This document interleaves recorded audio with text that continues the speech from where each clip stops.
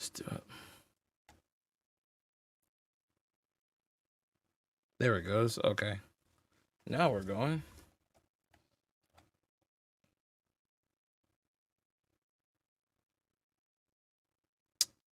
Let's see. Wow, this doesn't even have the damn. Let's see.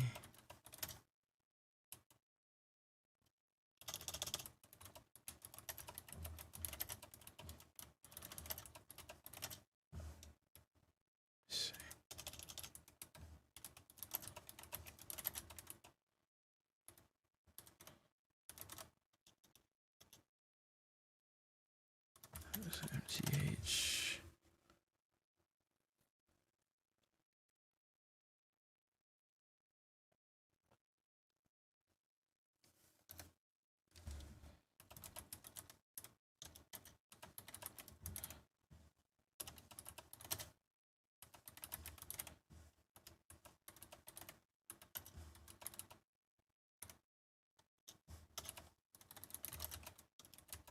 Let's have to do this live. That's fine. We'll save that for now. Okay. So my bad, y'all. This is really acting weird right now. Your channel. Let me see. I need to take this.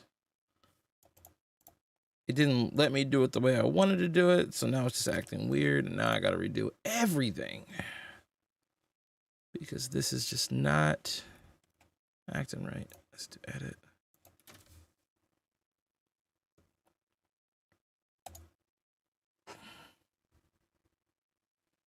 Okay. And then we're gonna throw a thumbnail in here. Yep, open, save. Okay. Because that was just, I cannot do that happen. Okay, so I wanna do some discussion today talking about basically a lot of things that I missed out on in the few months that I haven't been here. I know there's been a lot of news, whether it's talking about MTH, like, well, of course, them shutting down. I don't think I've talked about that on this channel. I want to get my thoughts on that. I want to talk about Skilled Trains acquiring their tooling. I want to also talk a little bit about Lionel and how they're going to be affected by this, as well as Broadway Limited, by MTH going out of business. And then also Broadway Limited, it's more of an issue of Skilled Trains like acquiring the tooling, because now it's going to give them some really decent competition. As MTH, in my opinion, had fantastic tooling for a lot of their Steam models. And then I also want to talk about the future of the hobby, specifically HO and where it's going and how it can improve, but really how the hobby overall can improve. And I think that, you know, if you look at O-Scale's kind of been a forerunner in terms of like innovating the hobby. And they still are. Lionel's been really at the forefront of innovation really since they've been since their conception. There's a lot to be said there, and they continue to pave the way and innovate and make new things interesting. But at any rate, I'm going to try to share this stream. If you guys want to go ahead and share it online as well, I welcome you to do that. I want to get a few people in here. I'm just starting to get revved up. Like I said, I'm sorry that it's sorry things are kind of going the way that they are right now. I'm trying to really get my life together here and delete some stuff. You're gonna see some behind the scenes into my, let me see, we go to my channel, manage videos, because I want to delete that other one real quick, really quick. Live. So yeah, we're gonna get rid of this one. This one was shit.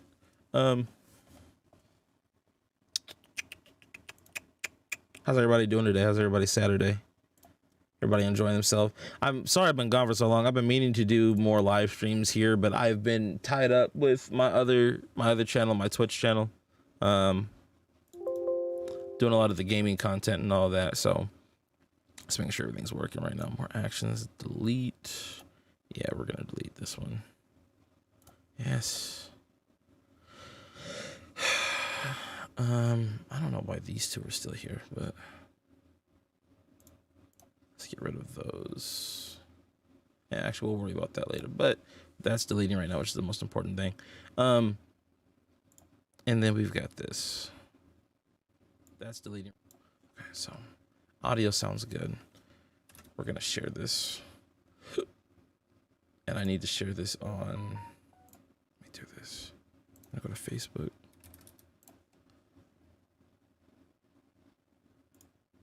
Let's go to,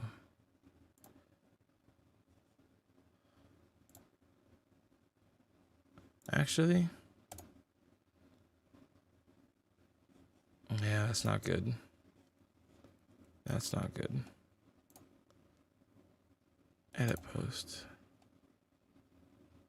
I want to remove that. Yep, remove that link and just replace it with this one.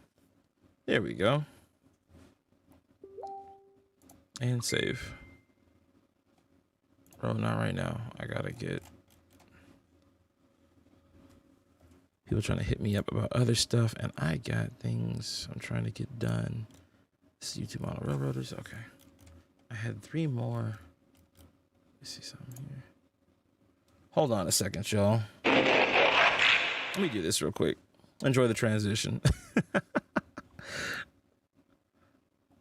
See, we're gonna get into the meat of it in a second. I just want to make sure that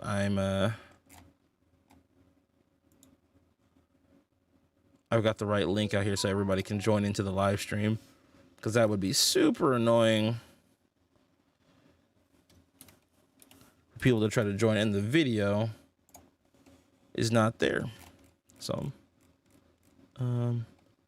edit this, edit post. Get rid of this link. And this is also what we're gonna do. I'm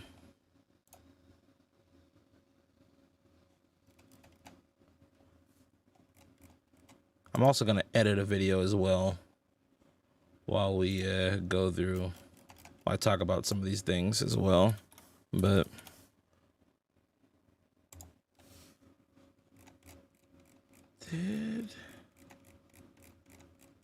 I did put one in here. Okay. Post.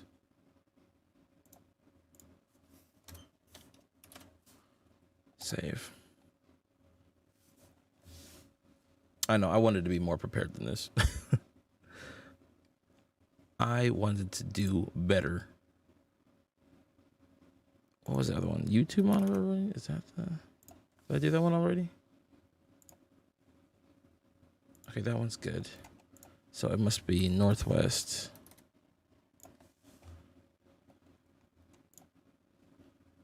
Yep, that is the one. Okay, that's the last one. So we'll edit this post. And then... Perfect, and save. Okay, we should be good. Everybody should be able to click on the link now. That'll be better.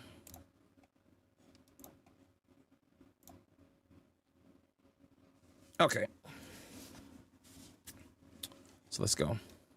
So, to start us off, I am going... Oh, wait, that's the wrong tab. There we go. That's better. So let's see here. I'm going to open up my video editing software because I want to edit video I should have done a long time ago. Do I have those clips here? 2020 train files? Is this what it is? Steam Team intro card, a new... Yep, I have everything here. Perfect. So I thought, how fitting would it be to talk about MTH and kind of what's going on with them while also editing a video speaking about... Let's get that out of there. Get all my nerd stuff out of here.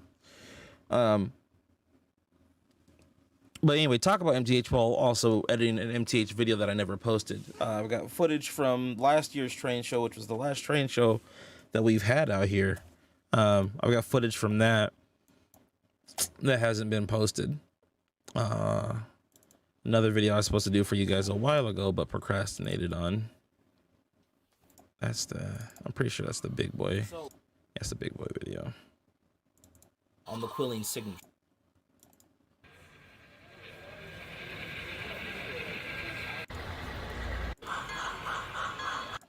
Yeah. Good times. Good times. I really miss I miss what?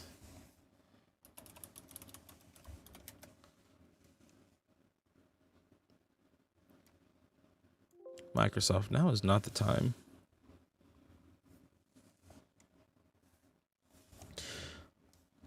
So let me stop playing games and just because everybody's probably gonna have to come back in and recheck the links anyway. So I'll just go ahead and get into it. So first off, last year when I heard MTH was going out of business, it took me by surprise because they had just announced that they were doing 2 more steam locomotives with smoking whistles, of that of course being the Berkshire and the Daylight. Now, me being a glutton for MTH product, I have a good variety of MTH steam locomotives in my collection. So I've got not everything, but a good chunk of engines that they've produced, and I pretty much have one from every era of MTH's. Not so much tooling, but like their sound files. So I've got like the very first. I've got an engine from the very first run of Proto Sound 3. I've got everything from basically from the early Proto Sound 3 to Proto Sound 3. What is it? Proto Sound Plus or something? 3 Plus or something like that. So I've had a lot of experience with MTH engines, and I know the MTH for years has gotten a bad rep. I remember even being at the train club and people upset about MTH and how it didn't fit to NMRA standards. But I was always under the impression of, why does it have to fit those standards if it works? And some people would argue, well, it doesn't.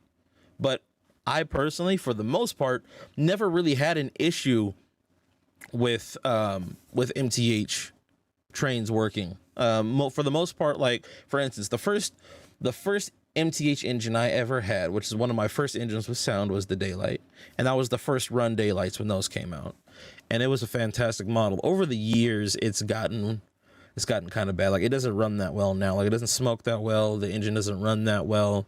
When it goes around curves, the power tends to cut off. On top of that, the wheels seem to jump the track. It's like they've gone out of gauge, but I think that's more or less to my abuse of the model. Not so much a fault on the part of MTH, but more so my abuse with the engine. There were a couple of engines that I've had in the past that had problems, like of course the Big Boy. Anyone who's been watching my channel for a long time, you know about the Big Boy, what's been going on with that for years. And basically my issues was trying to find an MTH Big Boy and getting the model that I wanted. And the most recent run of MTH Big Boys I'm satisfied with. I wish, I do like everyone else, I wish that the engine was closer to the tender. That is definitely the biggest flaw, the most glaring flaw that they had with that model, but I'm willing to overlook it. I still prefer it to the Broadway model, and I think I've handled pretty much every I think I've actually handled every version of that mold, because that mold they got from Broadway Limited when they were precision craft models. I had that Big Boy. Then I had, I think I've seen a first run Big Boy. I've handled, I think, the third run of the Big Boys, and then that most recent run. Of course, now I have that model in my collection as well. So MTH, like I said, to me, they put out, hold on a second, they put out fantastic product. I love their models. I've always gone between them and Broadway Limited for my Steam consumption, I guess you could say. I'm trying to find the video to edit right now while I'm talking to you guys. What is the, oh, that was the, The Zephyr. That's the Zephyr. Some conversation with somebody in this video. I don't know what's going on there.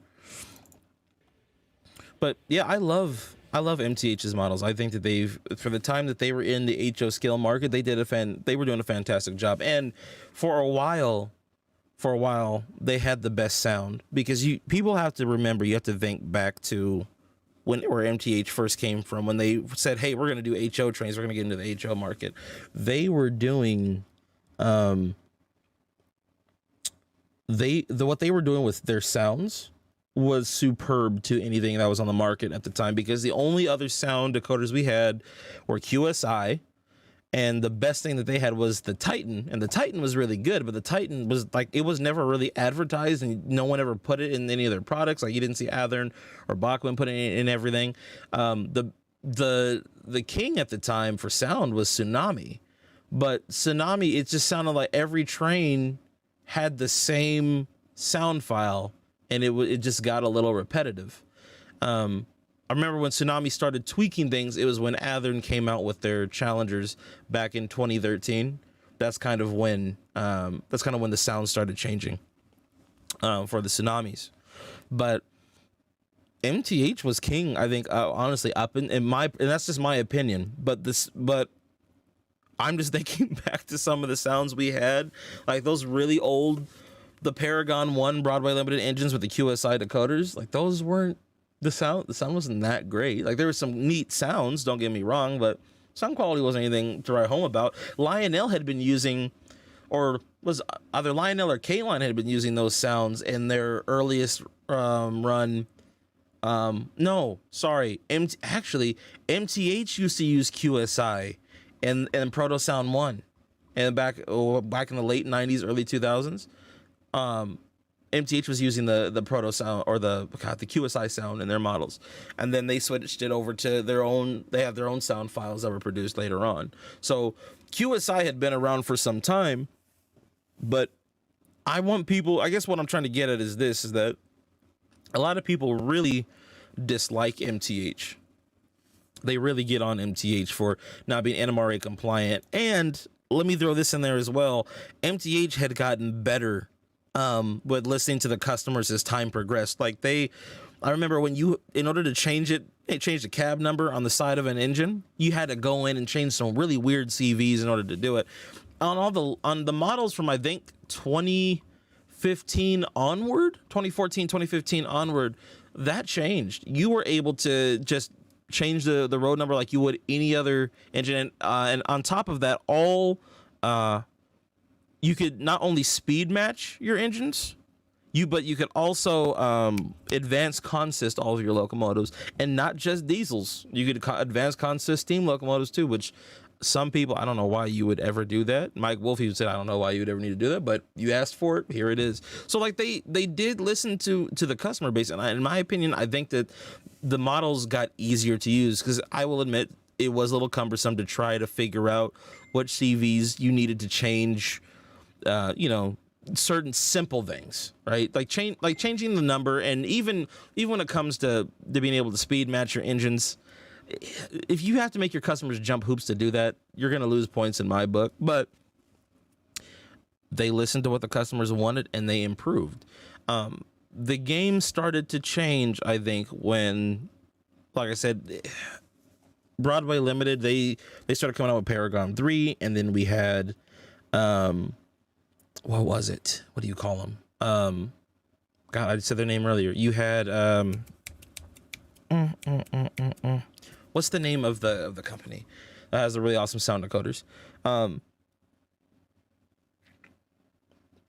Someone help me out here, chat. Come on, somebody work with me. Don't let me do this. Wow Sound. When TCS came out with Wow Sound, I feel like the hobby was starting to shift.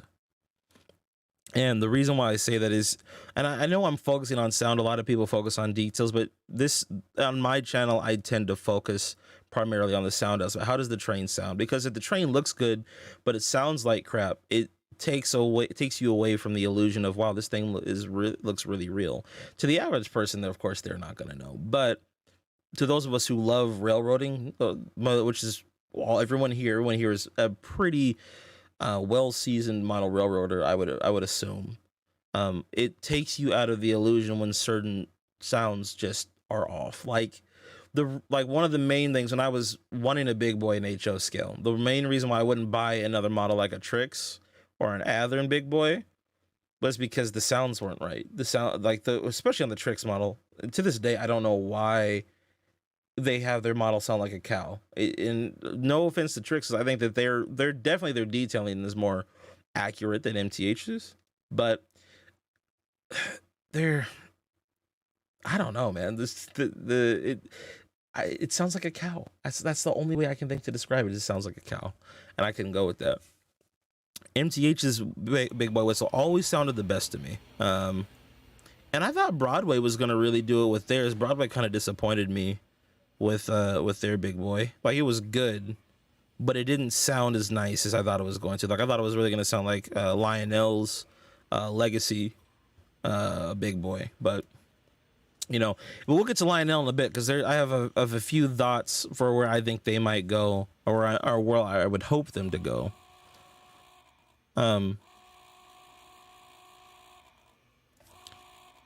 Like, outside of the buzzing, man, that you can hear in the tender, like that just sounds good to me. Like, I just love that whistle. It just sounds good. And MTH Broadway Limited is okay, but I don't know. I think MTH just did it. They have a better big boy. Even the smoking whistle looks really nice, but also both of those models, I own them both. Both of those models are good for two different reasons. I definitely, there's no debate there, but the sound, or not the sound, but the lighting in the Broadway Limited is far superior. Should we edit this video first, guys? Should we do this one first? Aha, there we go. This is the one I was looking for.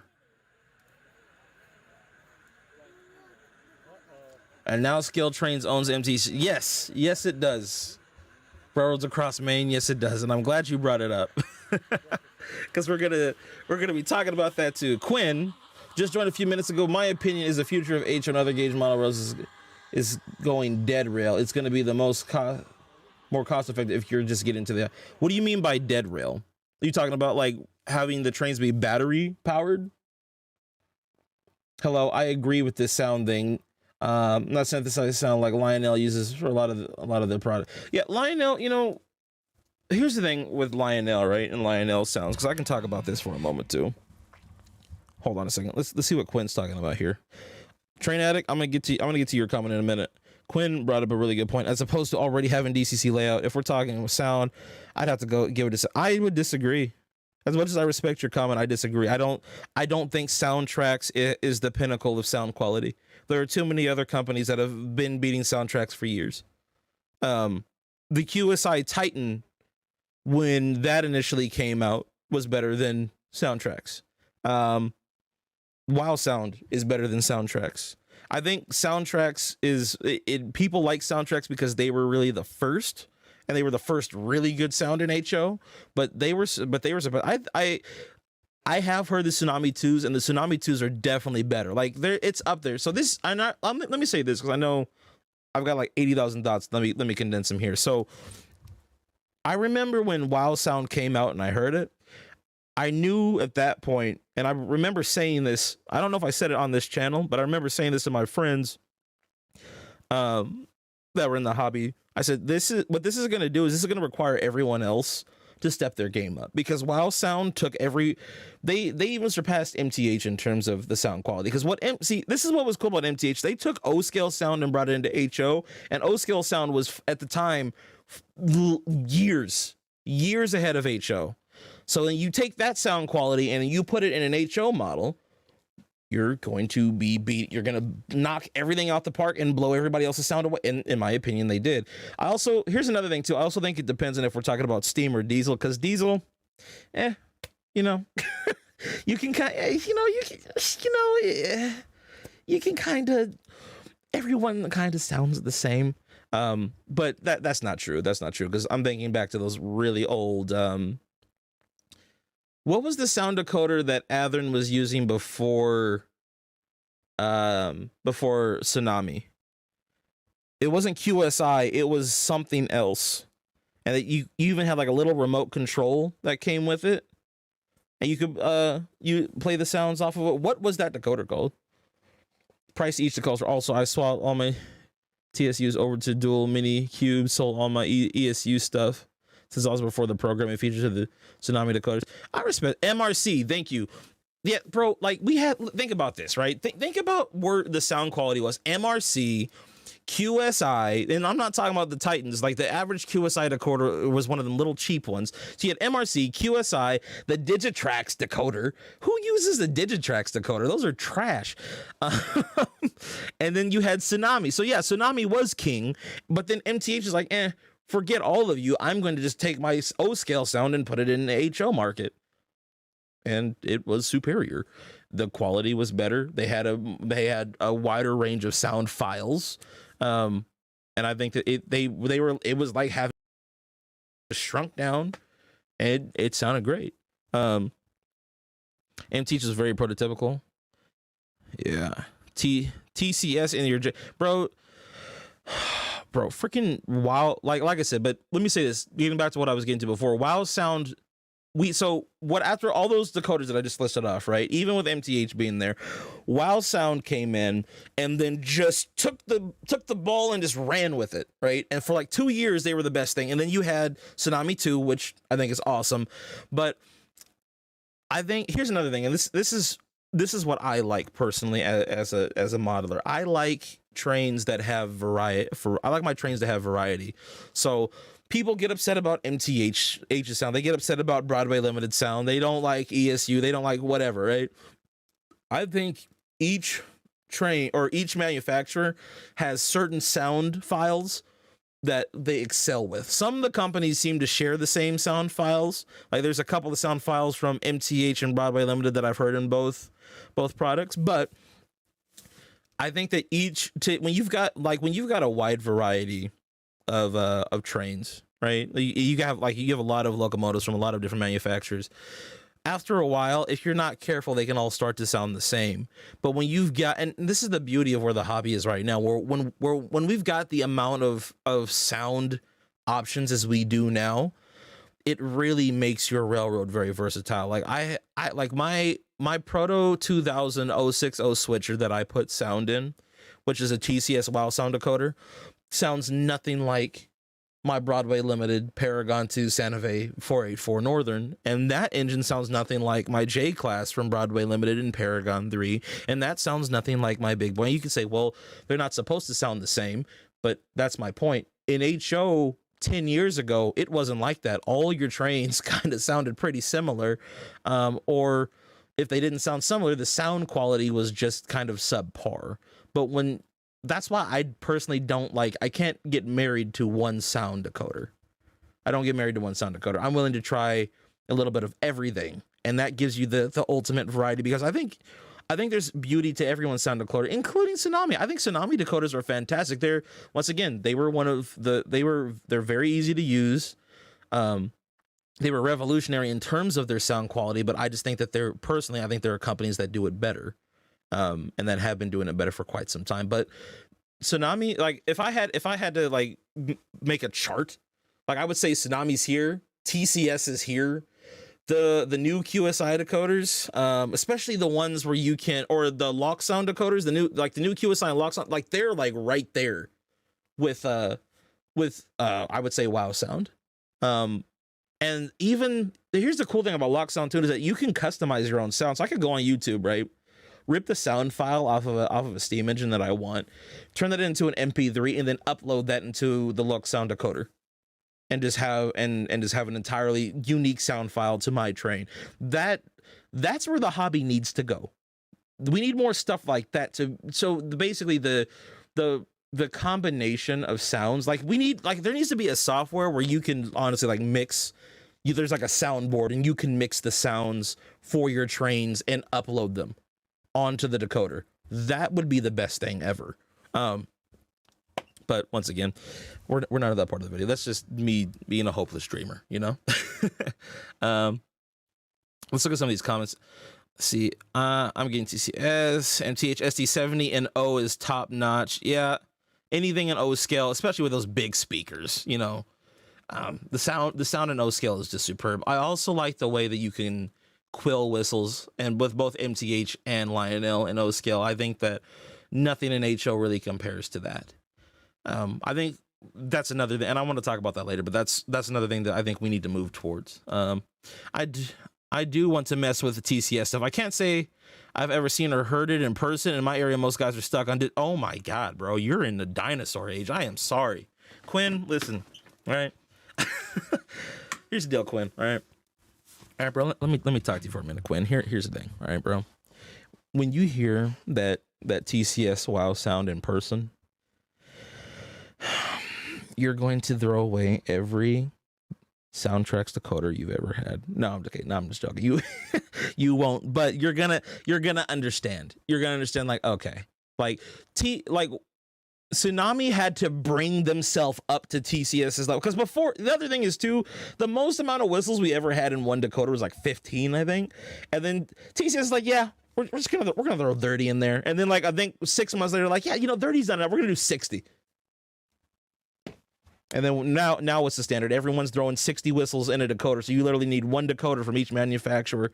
Just make it simple. One decoder, pop that sucker in, 60 whistles, like 50, 40 bells, and you once again, even with one decoder, you could never have a train that sounds the same as another, technically. But, you know, it's the hobby is that's the beauty of it. Like, even if you've got your favorite decoder, the beauty is that the hobby is in such a state right now to where your trains will always sound different, and that's a beautiful place to be in, because you'll just giving people options, like being able to customize stuff, giving people options is huge. I think that's so huge. Anyway, all the HO models kind of sounded the same for yeah, they did.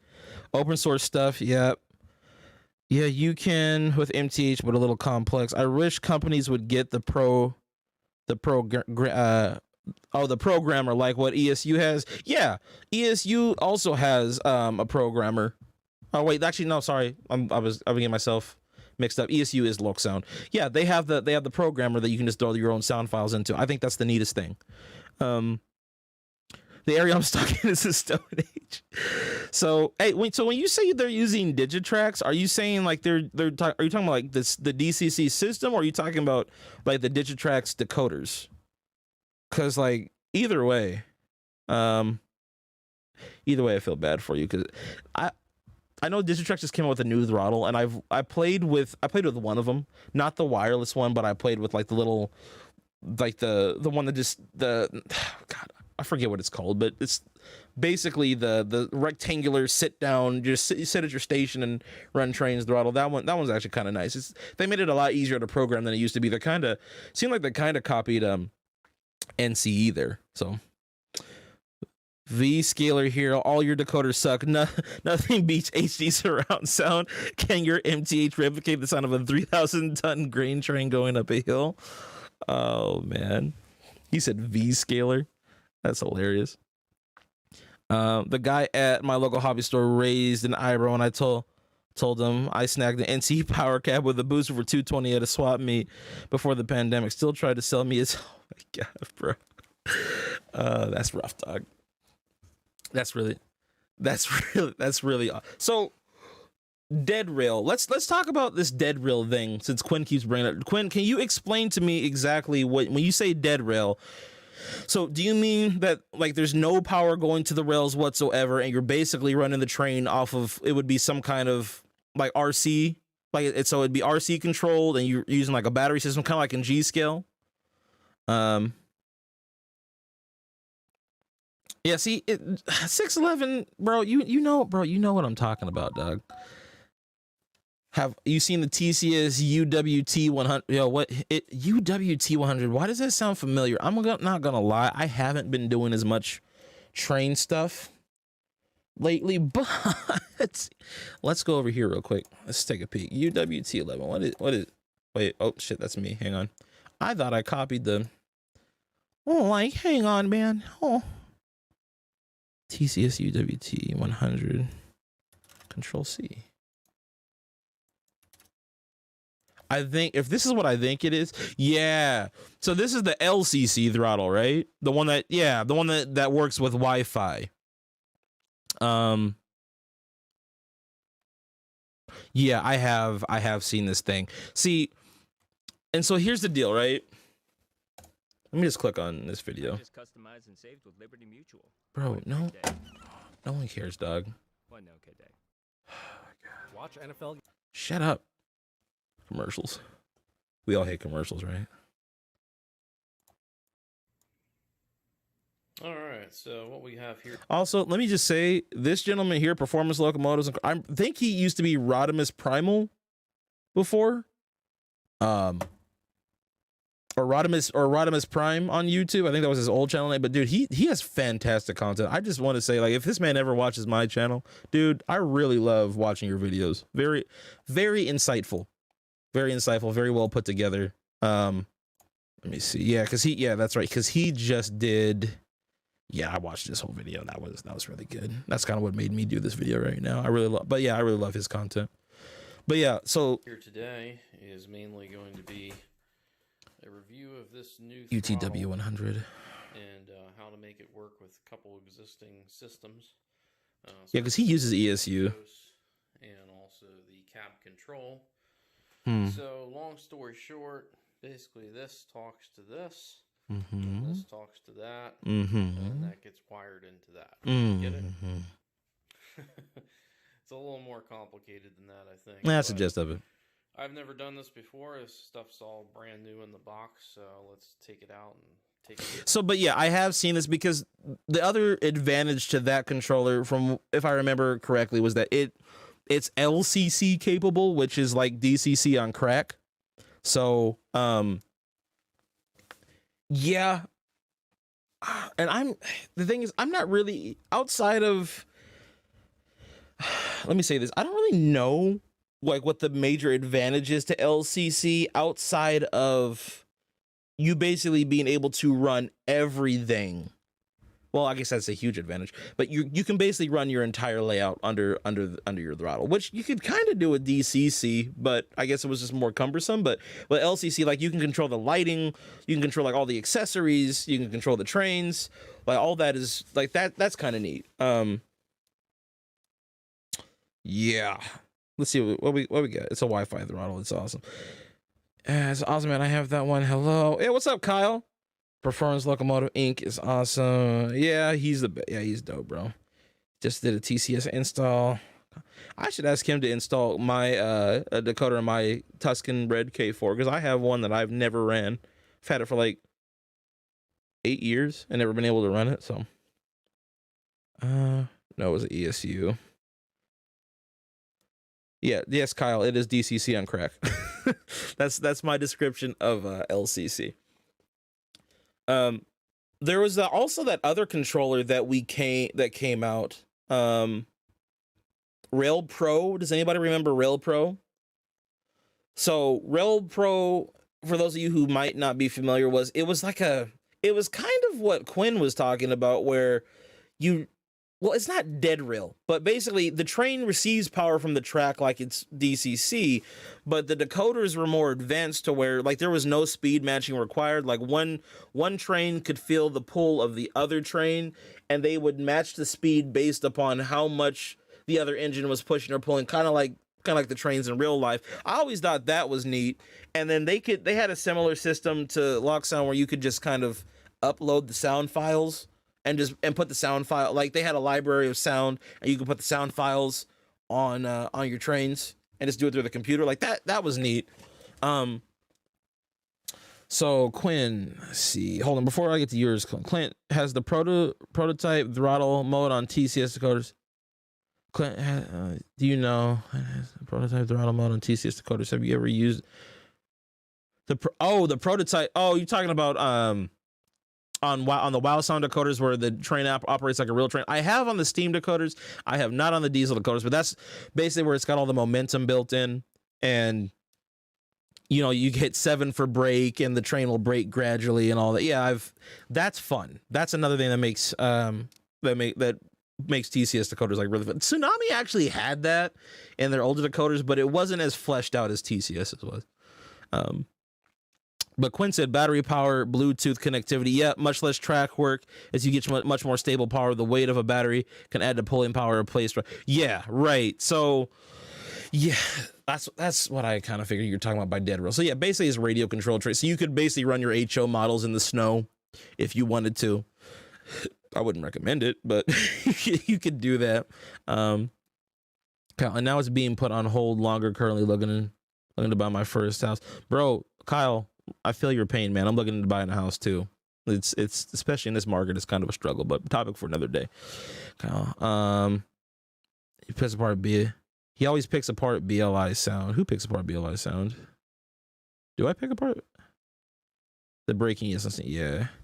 I if you're talking about me, yeah, I have been known to I've been known to break apart the sound on multiple decoders, not just Broadway Limited. I just did a video because on Broadway Limited because I felt that currently they had the most potential to grow as a company in terms of their sound and what they could do for their customers.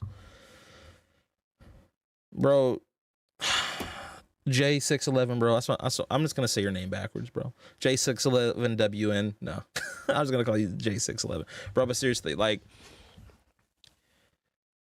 Wow Sound, like the experience of a Wow Sound decoder. Like, I have two Wow Sound decoders, one in an 060, another one in a Shay. They both sound phenomenal, and it's just like the variety and also the way the decoder plays. Like, the other cool thing about Wow Sound is too that you can play with the whistle, right? So like depending on how hard or how long you hold the whistle button down for, depends on like how the whistle plays. I think in HO scale there's room to improve that. I would like to see, and let's get on this subject because we kind of switched gears here, but this is something I wanted to talk about, right? So like going back over, like looking at this controller, right? I'm glad I actually froze it right here because we can really get into this for how I want to explain this. But here's the problem that I have with DCC, and James Wright, JLWI 2000, he was talking about this recently too. But like the problem with DCC in the modern day, and even I would argue with LCC, right? It feels like the technology is so old. It feels so old to me. Like there should be no reason. And I guess this controller kind of does it. Like this controller hooks to your Wi-Fi, right, for you to be able to run trains. But I want a controller that hooks to like the actual internet. I can download kind of like my cell phone, right? Like it should. And actually ESU has a controller that's like this, where you can download files from the internet, and it actually has Android software in it. But I want a controller where one, the buttons are more up to date, more modern. Like, oh God, I think, you know what? Let me show you this. This, in my opinion, is the best designed controller currently in model railroading. Period. I can see.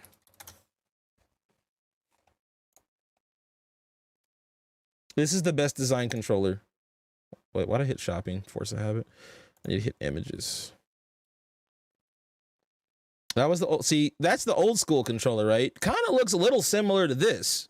In all honesty, this is like the Lionel Legacy, the Trainmaster Command controller. It's like if that controller and the NCE Power Cab had a baby. That's what this controller looks like. That's exactly what this is. But I want something that's more like this. And like even this is kind of outdated. But like, actually, you know what? I might have lied. There's one more. ESU also has a fantastic, like this is kind of neat. Like I will admit, like this is modern. This is neat. This is also very neat. Like I will probably, I do plan on switching over from NCE to ESU at some point, because I just think that for HO, this is really freaking cool.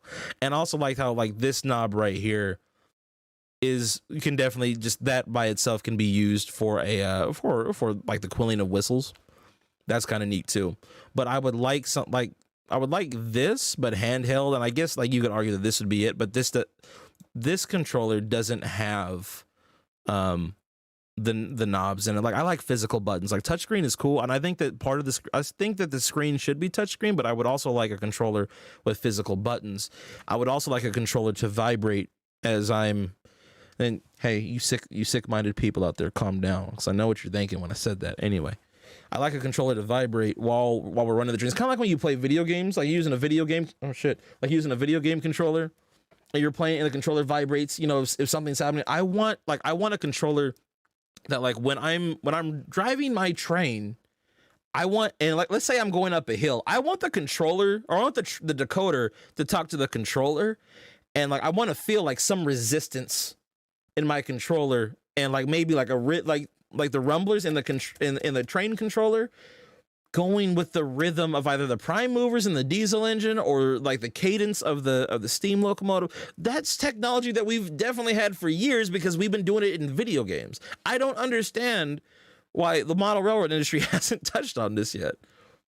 Like that, it makes the experience so much more immersive. And then on top of that, have a set, not even a button, but like a whistle cord for because there are so many decoders out there. There's there's like at least 3 or 4 different decoders where you can quill the whistle or the horn on the train.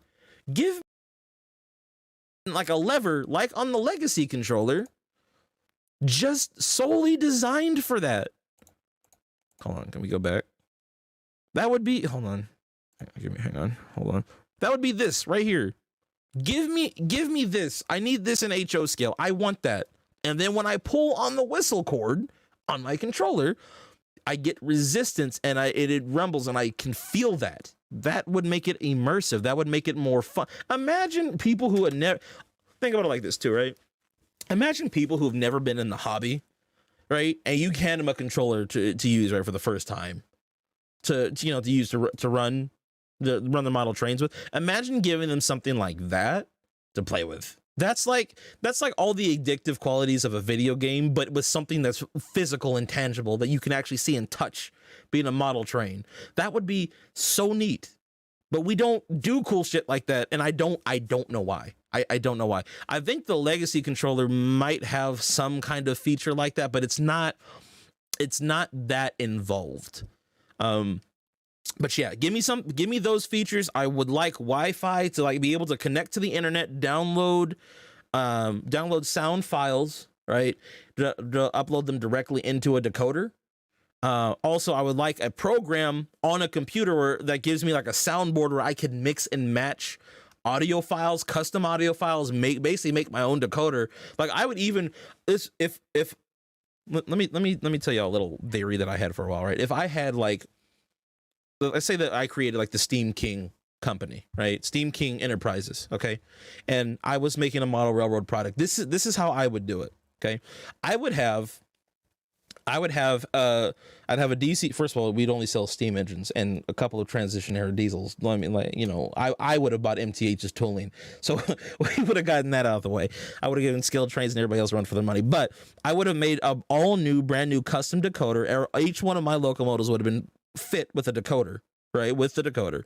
But I would also sell like custom decoder pack kits, right? So I would sell decoder kits which had the software.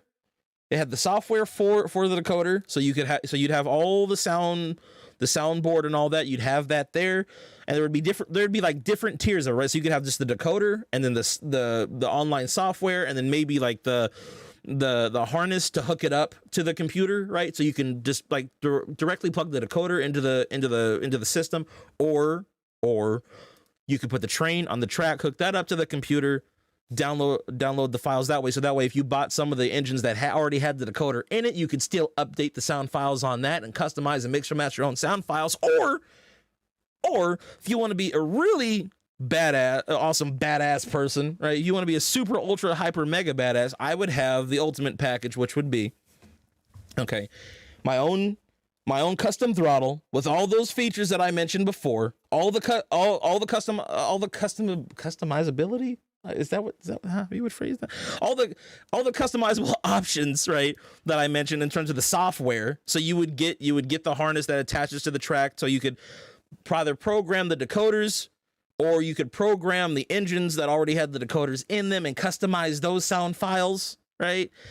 And you would get all of that in one, and so you would have it in tiers and sections. That would be freaking neat. And then on top of that, if you got like a whole line of trains, right, that you could like to buy that had that software in it, that had the, you know, the link to where you would go to download the soundboard software, and also be like, hey, you can customize your and then on top of that, have a freaking YouTube library on how to do this shit, and like pay somebody like James Wright or something to do the video and show how to do it and show how easy it is, and pump out product like that, bro. That would be neat. But no one does that. No one does anything like that. Why? Like, why is no one doing that? And for these companies that have a huge following, or like that already have like a R&D team, that already have like people that can develop stuff like that, I don't know why no one's thought of that. Like, that would be the coolest. That'd be the coolest way to run trains forever.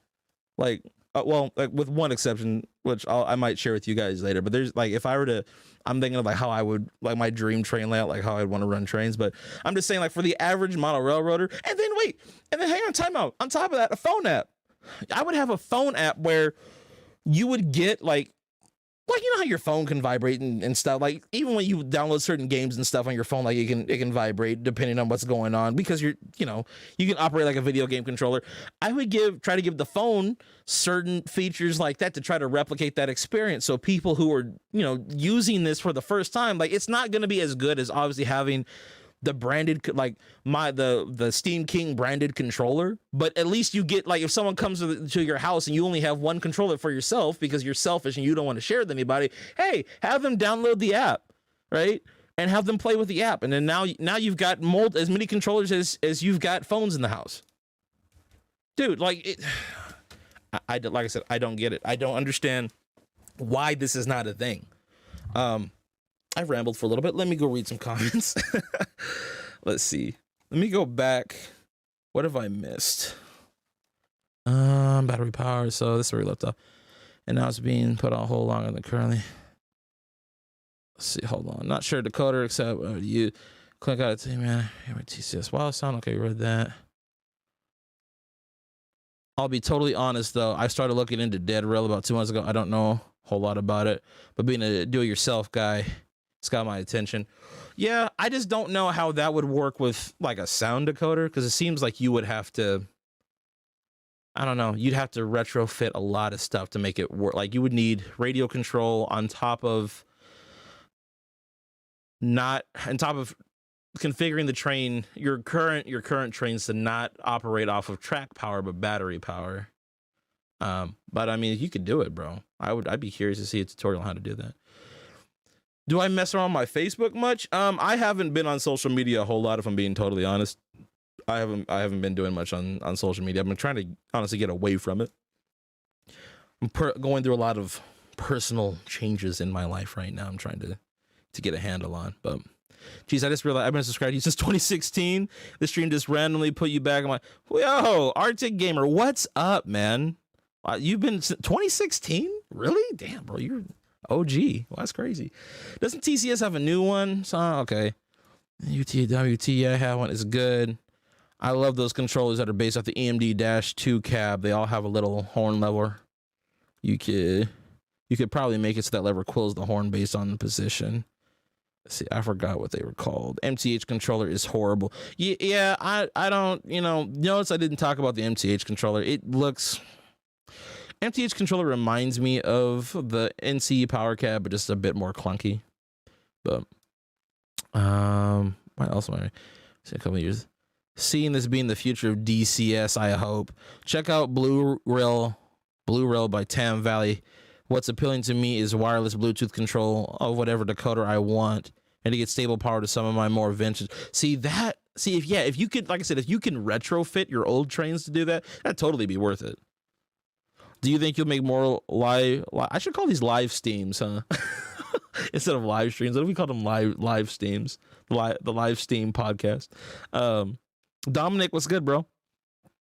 Yeah, man. And like I said, I do want to. I do want to do more live streams. I just haven't, you know, if I'm being honest with you guys, like I haven't really been into trains as much as much as I used to be when I was younger. Like I'll never stop loving trains, of course. Like that's always going to be a hobby, and I'm still buying stuff. I just don't buy as much because, as I told you guys before, saving up for a house, you know,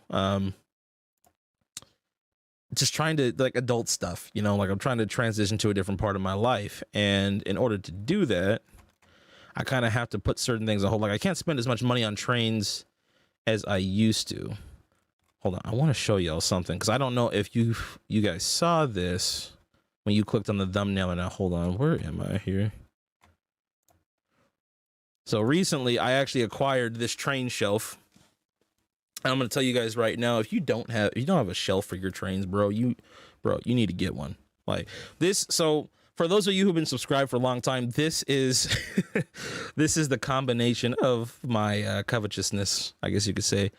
You can actually probably see, hold on, if I go a transition here.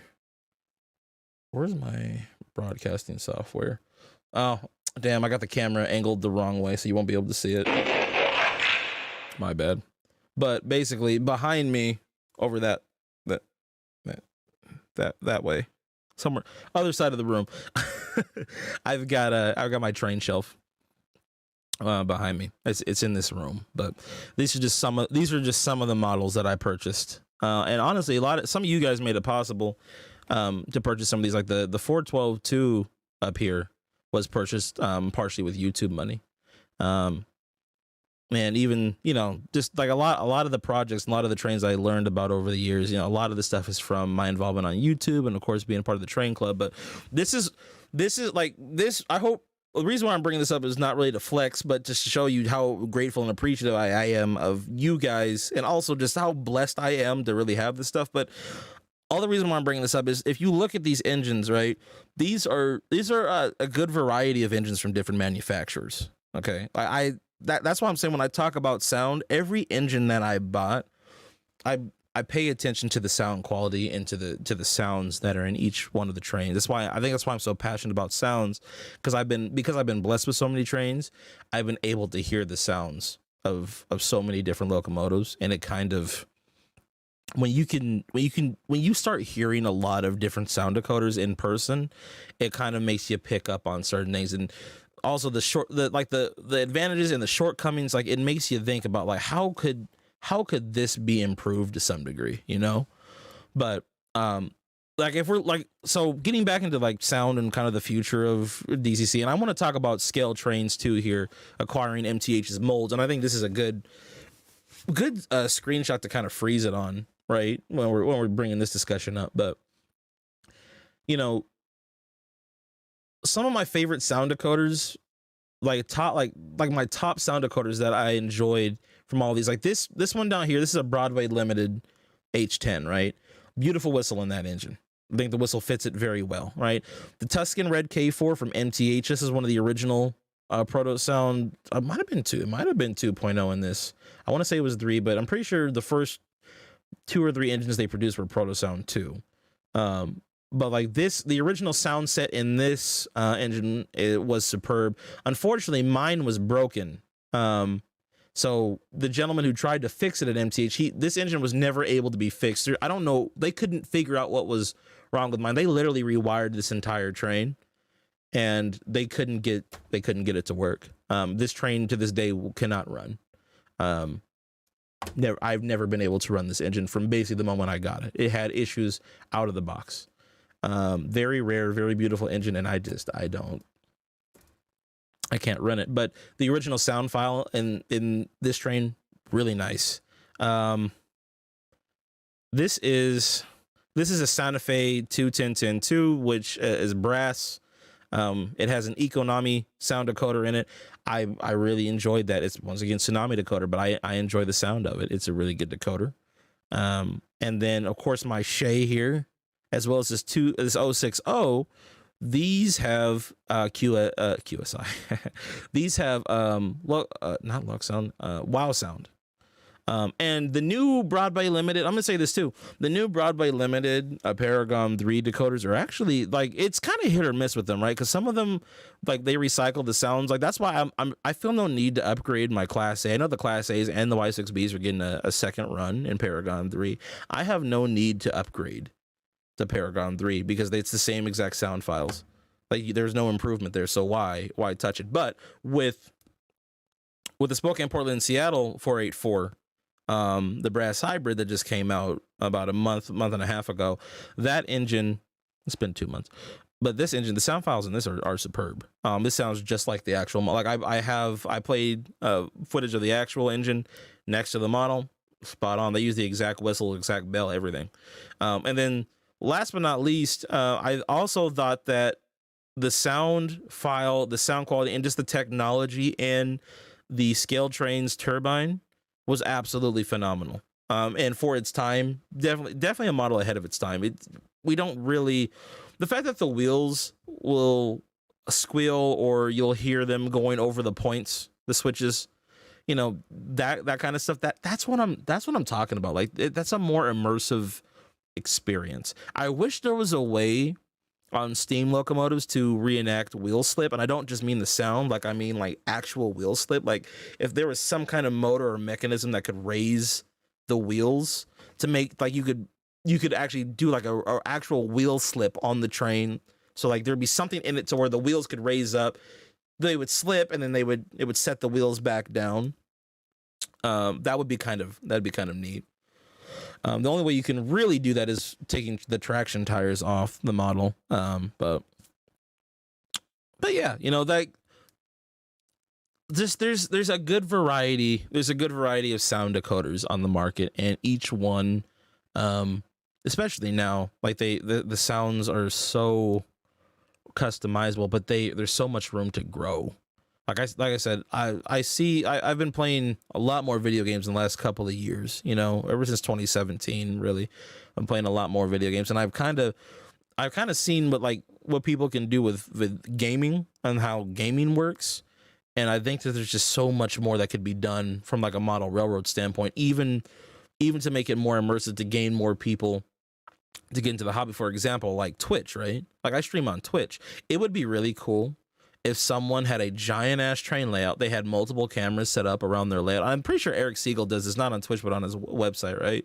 But you set up a bunch of cameras around your website, around your train layout, and then cameras in your trains, and that all feeds to like your broadcasting software, which goes to Twitch, and you're live streaming you running your trains live on Twitch.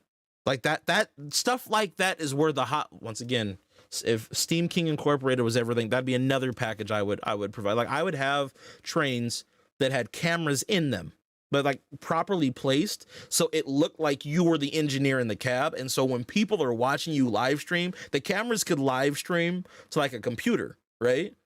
So you would download the software, the train would talk to your computer, the software of the computer, that would be uploaded to OBS, your broadcasting software. And then now, when people are on Twitch and they're looking for video game content, they might come across your model trains, and it would blow up, and people would get interested, and then that would bring people that aren't used to the hobby into the hobby. Now imagine doing that on like a really big, like 4,000, 6,000 square foot club layout, and you got these giant trestles and everything that the train's going over, and just bringing people in on that journey, on that ride with you, or people that have these amazing like model train layouts and doing that. Like, stuff like that is where the hobby needs to go. The more imaginative, like immersive stuff. And Lionel is kind of doing that with their it's their caboose.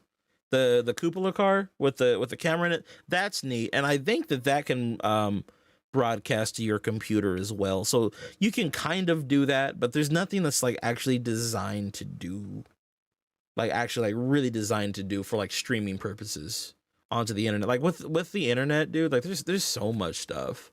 There's so much stuff that we could be doing with our trains that we just don't. But you know, Clint, we need a roster update. Yeah, bro, this is probably about 90% of everything. There are a couple of engines I couldn't fit on here, but this is just about everything. I'm gonna read more of these comments, bro. Y'all are cracking me up today.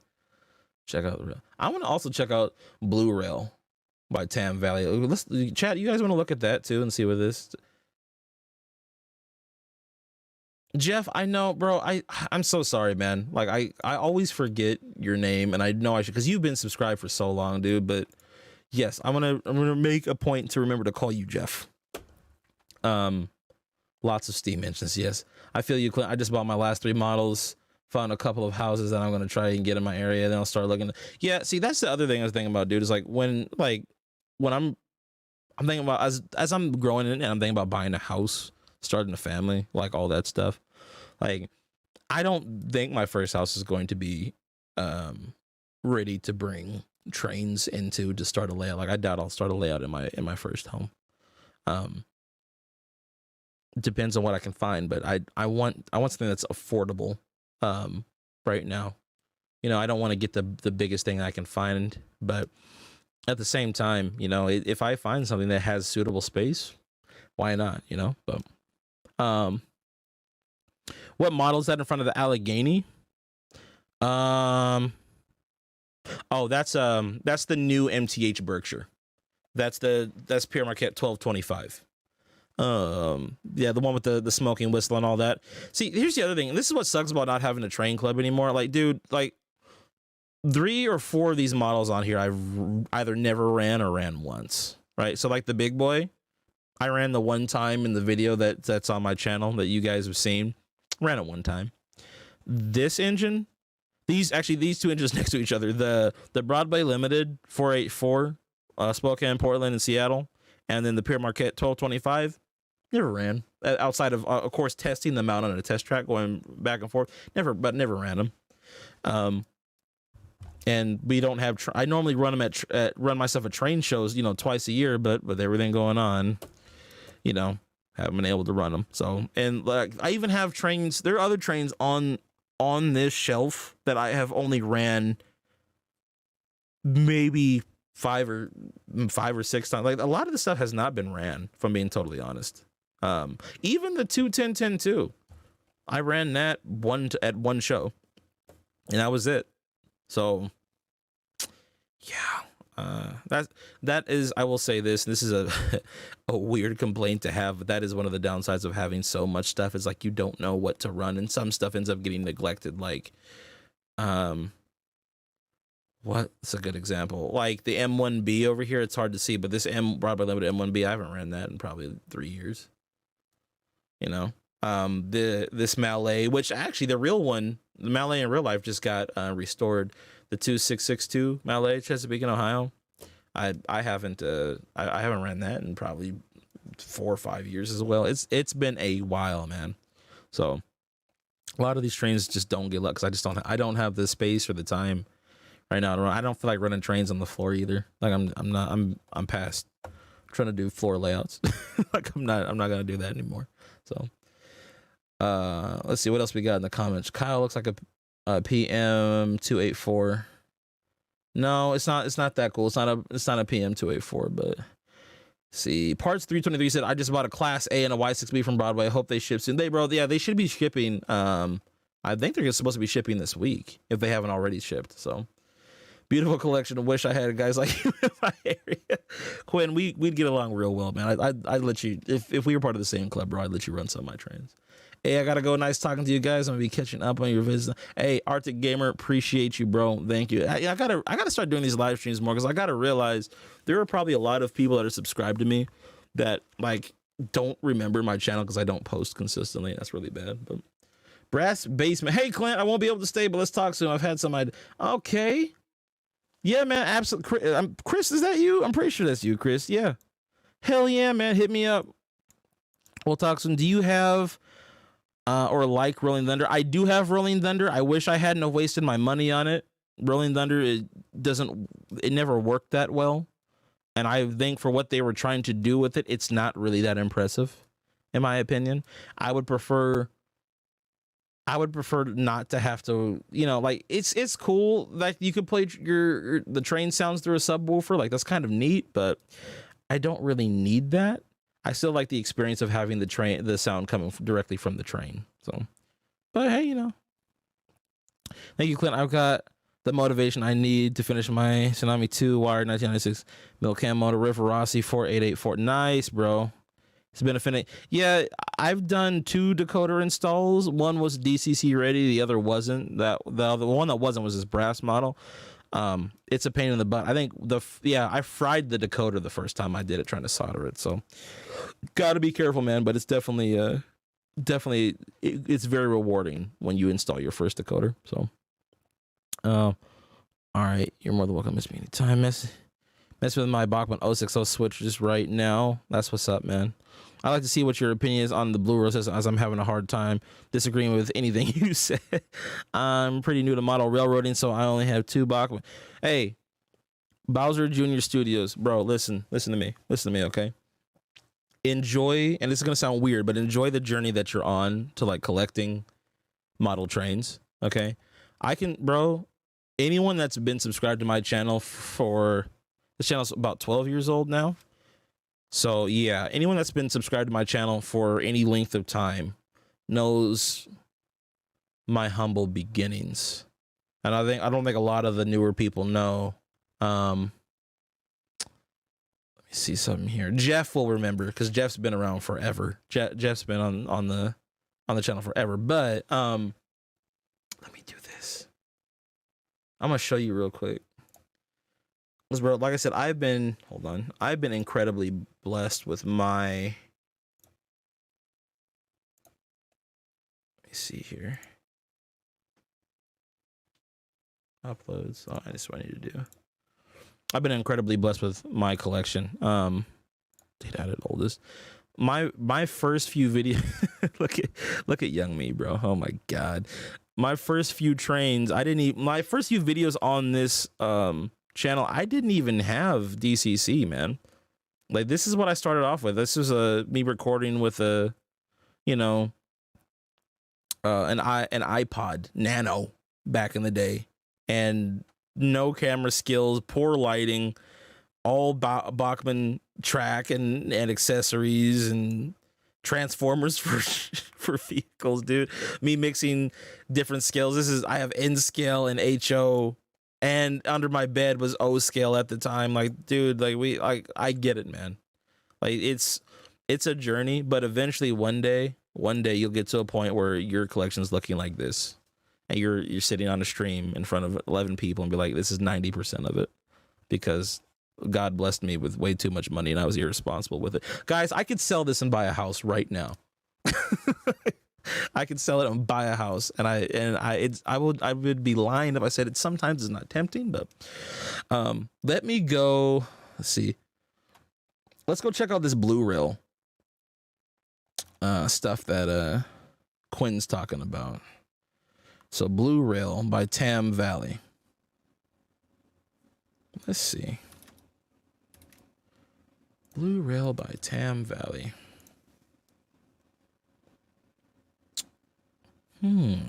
Blue Rail trains, huh? This is interesting. Let's see.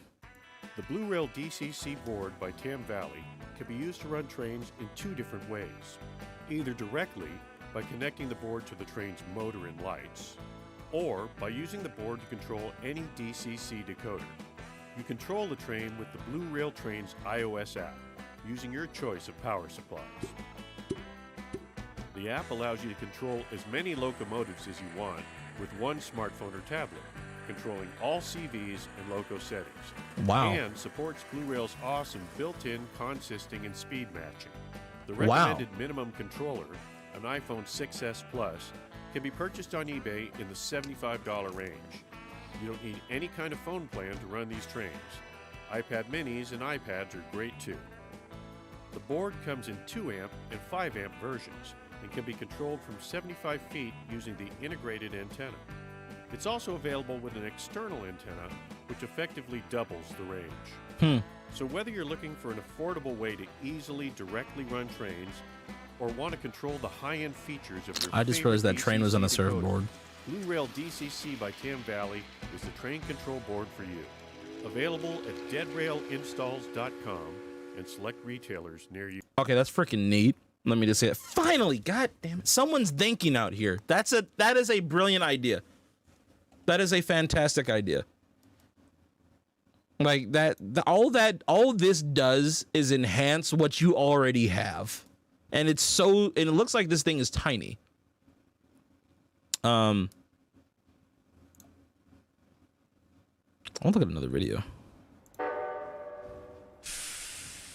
This is the new Blue Rail DCC board by Tam Valley. This is the large-scale board. You use it to control your favorite DCC decoder and run your train. The board has a Blue Rail Bluetooth module in it and can be controlled by the Blue Rail Trains app. The board can read... Let me say this real quick, too. Bluetooth is definitely taking the model railroad industry by storm. Like, Lionel is doing a lot with Bluetooth right now. And that's very exciting. Like they even have voice control for your train, and that's really cool. The thing is, though, it's like, as neat as that stuff is, dude, like, can we just get, like, I understand, like, okay, I can talk to my train and tell it what to do, and that's kind of neat, but that's not really what we're looking for.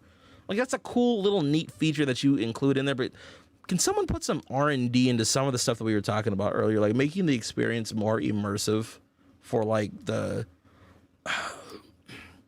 hobbyist, right? Like, imagine, here's another thing too I was thinking about. Like, imagine if wired into every decoder at Steam King Incorporated, you had a let's say a game you could play, right, with your train, a built-in game on the decoder, which is like, you would call it, like, let's say railroad hard mode. So it basically simulates the real experience of you operating a train depending on like what kind of load is behind it. So let's say you make a consist that's like 50 freight cars. You'd probably have to input like the data into the decoder itself, right? Via the app or via the Steam King remote control, right?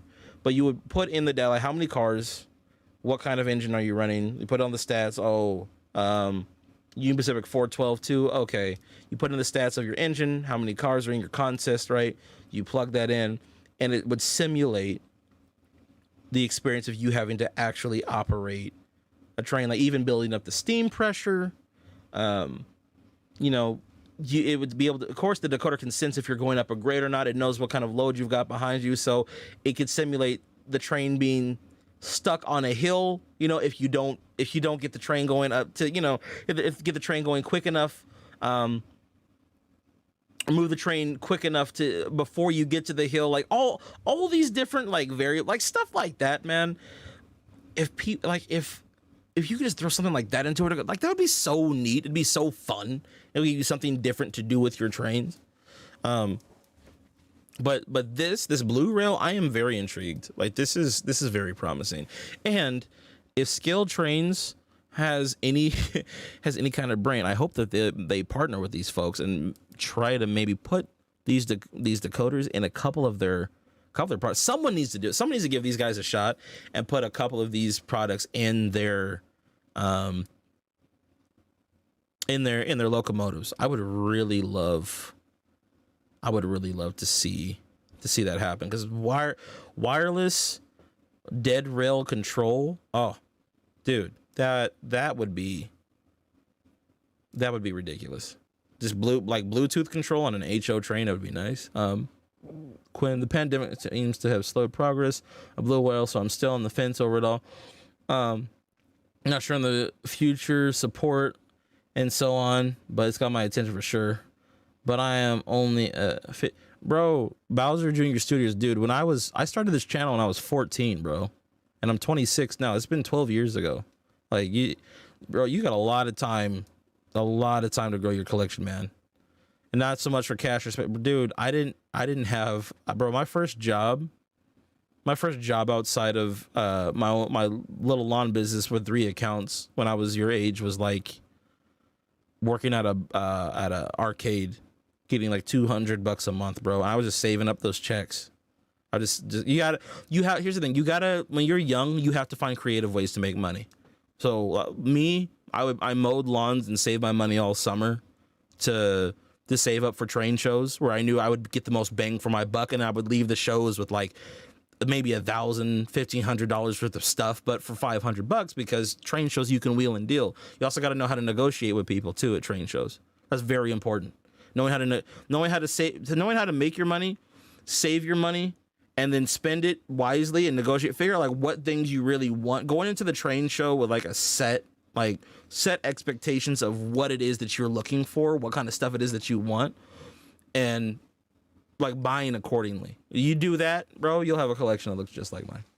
Like most of the stuff that I buy, like only reason I have that stuff is because I was able to get discounts and deals on a lot of the products, and I made relationships with people over the year that gave me discounts on stuff.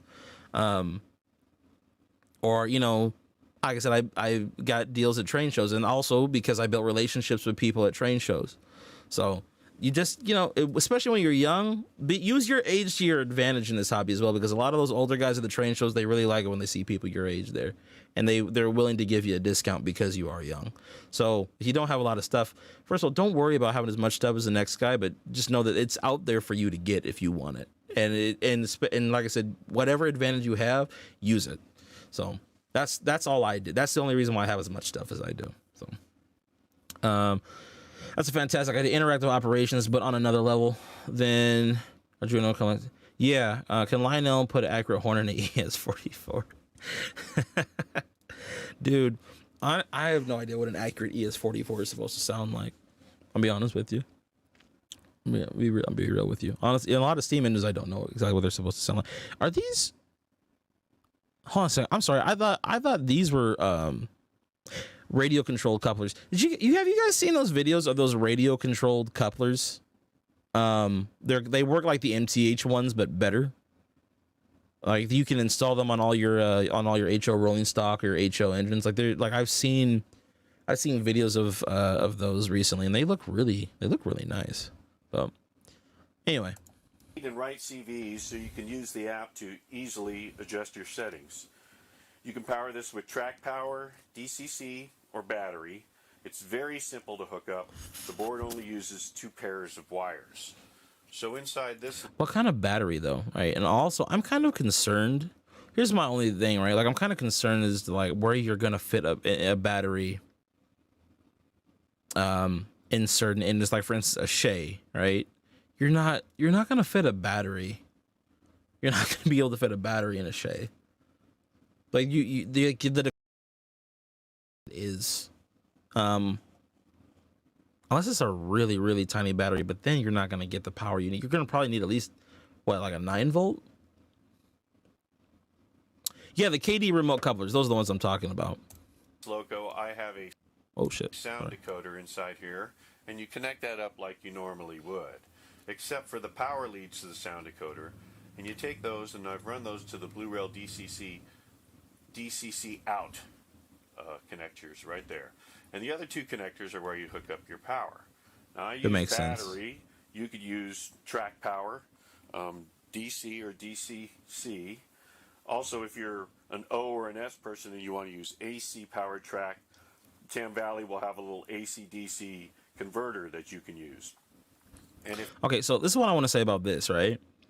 What's neat about this product, from what I'm seeing, is that this is very easy to hook up. This is so straightforward. It's so simple, and it can be used. The great thing is that all it does is enhance what you already have. What this is showing me, and this is what I think is probably going to end up happening, but one of the major manufacturers is going to come along, probably ESU or Tsunami.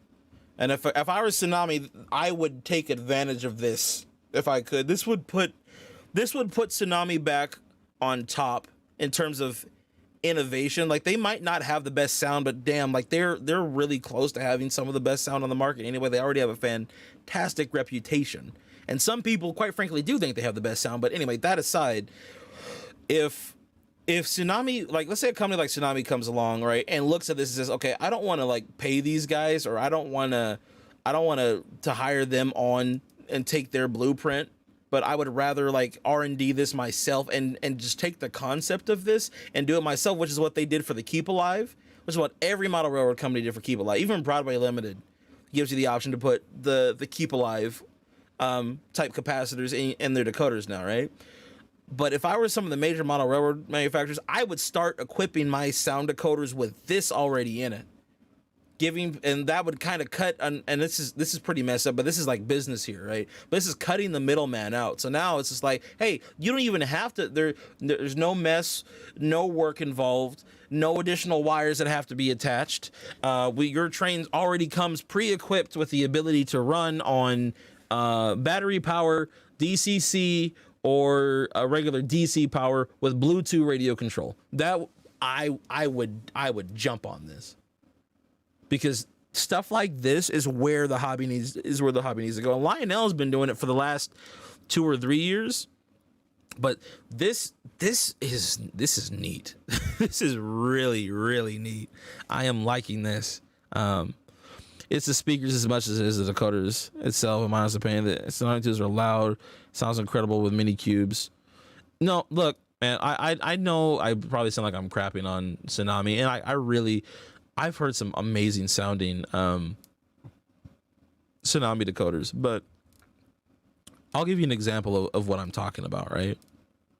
In terms of like why I think that they're just not the pinnacle of sound. And a lot of the time it does come down to personal preference, but to me it seems like the recordings, it's not so much the speakers that you use, it's the quality of the recording. Because if you can have a really awesome speaker, but if the recording that you have or the playability of the sound file in the recording is limited, it makes the experience and the illusion of the sound of the train less immersive. That's the problem that I have with Tsunami, is that they don't really. There's not really a whole the Tsunami 2s, as awesome as they sound, I don't think the recordings are as good as some of the other ones that I've heard. So, but put the battery in those weird tenders that the Shays have. Yeah, you're still. Yeah, bro. Of course I'm still alive, bro. I got you. I'm probably gonna be live for probably like another half an hour, but hold on. I'm here for you, Jeff. I'm here for you. But yeah, right now, bro, we're looking at the Blue Rail DCC by Tam Valley. The radio control, the Bluetooth control. Wait, I just realized Bachmann was doing Bluetooth control as well a few years back. Bachmann did Bluetooth control. But the crappy part about Bachmann's Bluetooth was that the sound was coming from your phone, not from the train itself on their train sets, but... Yeah, bro, I've never heard of this either. Our boy Quinn here is plugging us, and I'm in.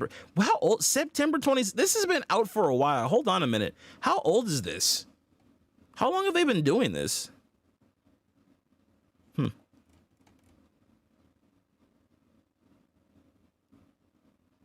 No freaking way, dude. At least 4 years old. Oh, I remember these guys. Okay, yeah. Bachmann Easy at Wireless firmware. Okay. So these guys were the ones that were doing the Bluetooth for Bachmann. Oh man, that is crazy. Yeah, that was 6 years ago. Yeah, from what it looks like, they were the ones who were installing the Bluetooth for Bachmann's trains. Makes sense. Makes a lot of sense. I was like, these guys their channel looks familiar. Virtual Christmas train. Yeah, I haven't heard much about Bachmann's Bluetooth in years. I honestly thought that was gonna go somewhere, and it didn't. It never went anywhere with it.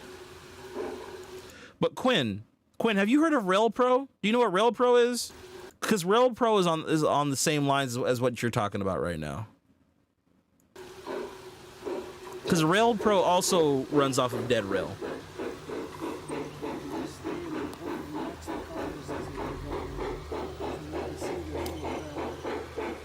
Am I going to talk about TCS? Of course I am, dude. Hold on, we're gonna talk more about yeah, Rail Pro is very spendy. I and their sounds aren't impressive enough for me to really justify looking into it. So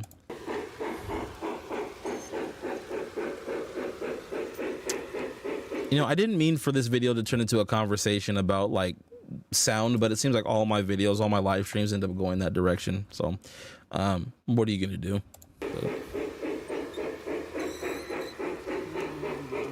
See, for me, it seems like with G skill, this makes the most sense since these trains are built to run outdoors. But I mean, it would honestly. Here's the thing, right? For HO, I could see why you would do this in smaller scales like HO or O scale, right? But here's the thing: the main draw of this Blue Rail Bluetooth system is that you can run trains with Bluetooth, and that reduces, like, you run into dead spots on the track and basically cutting out of your train, right? When you have like the keep alive capacitors in your engines, that's not a problem anyway. However, I will say this: if you wanted to have like a more advanced track plan with less wiring, so like you wanted to have like reversing loops, and so okay, that I could see. So like basically you could create a train layout and just lay the track down and not have to do any wiring if you were to run everything off of battery power. That would be worth the money, because you would save so much time and money. You could focus solely on scenery, on track plan and scenery, and just install radio control in all your engines.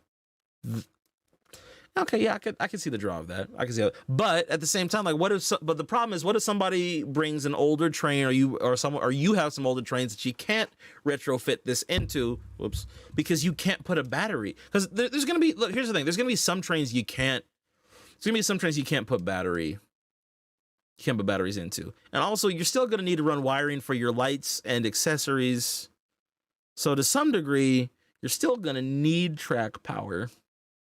Because I wouldn't want to have an entire train layout running off of a battery, like my accessories and stuff. Like I wouldn't want to have that running off a battery. Not saying that that's what this is designed for, but I'm just kind of thinking it through as a whole. But so I like about Blu-ray, any sound decoder can be used according to them. I also like the idea of not relying on wheels for power. The tractor becomes a bear. Also wiring, switching, all the things. Yeah, that's one reason why I don't only want decoders with keep alive, man. Pretty much less wiring and switches, as I said. Yeah, I got you. It makes most sense for future and for. So the thing is, I do feel as if though, well, I don't know. I wanted to say that to a certain degree, it kind of makes sense that the most involved train layouts, like the most intricate train layouts, to me, you're gonna need some kind of power running through the track, just in case you want to run older equipment. Because the thing is, let's say you have a layout, this would be the downside to this, right? Let's say you have a layout where it's completely dead rail. No one can come over and bring their stuff to your layout. You can't do that. Like no one could bring any of their older stuff or even current generation stuff over to your layout and run if they don't have if they don't have these decoders put in. And that would be the downside. And this is a very communal hobby, that would be, I mean, I guess people could only run your trains, but then do you want everyone running only your trains? Like, what if people want to bring their stuff over? And that's kind of the joy of the hobby, seeing other people's collections and having them come over. So I still think it's cool, and it'd be worth it to definitely install it for me personally, like in a few of my engines, just to kind of test it out and see.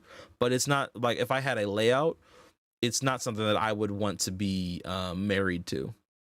I wouldn't want to be married to having to do that. I would still like to be able to run some trains conventionally, because not every train is going to be able to, you're going to be able to equip a battery to it. You're not going to be not every train is going to be able to fit that in there. Because with some engines, it's hard enough just to get a decoder and a speaker in, but not worried to me. Let's see. Future professors running trains on batteries seems weird to me. It's not weird to me. If you already have access or have a ladies, it doesn't make sense. True.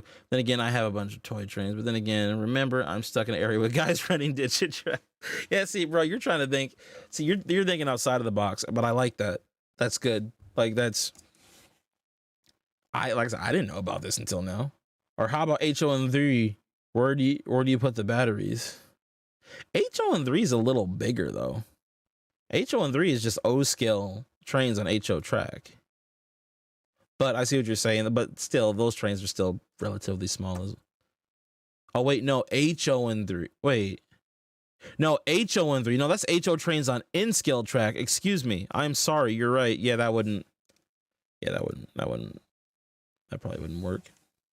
But anyway, I'm liking what I see here. Or N, they have a little 2-amp board. This isn't the actual board, but this is the size of it. So that's tiny. Is great. And so using these boards with the built-in antenna, you can control them from 75 feet. But there's a version of the board that supports U.FL antenna, and we've been able to control that from 150 feet. So you could totally control your train from your neighbor's backyard. The boards are manufactured by Tam Why are you in your neighbor's backyard running your trains? Just saying. Valley, who we all know makes great products. Hey, Fred, nice day. Jim, what are you doing in my yard? Oh, just running my trains. Huh? Like, what? I'm sorry. It's kind of, my mind goes to weird places. I'm sorry. They'll be sold by retailers, DCC installer guys. The MSRP will be $140 for the 5-amp board, which is 3 amps continuous, and $95 for the 2-amp board, which is 1.5 amps continuous. These are the MSRP. The dealers will set the actual prices that you pay. The version that supports the U.FL antenna will be about 10 or 15 bucks extra. I can't tell you when the boards will be available, but I feel like sometime between Halloween and Thanksgiving is a safe bet. All right, let's power this thing up.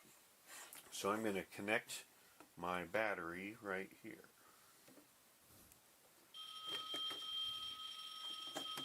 And it's booting up. Is that? Wait, so I will launch the Blu-rail app. Oh, I see. And the app should see the board. There it is. Oh, that's kind of cool. It's connecting. I like that app. And we're connected. And I'll go inside and I can control the train from there. That's neat. That is super neat. I can drive the train. Oh, geez. Of course. In here are your functions. So the bell, the horn, you have functions all the way up to 28 functions, and you can name these whatever you want to name them, so they can. Wait, how much did he say this was? Now, if I don't like. How much is this decoder supposed to be? TVs. So this horn,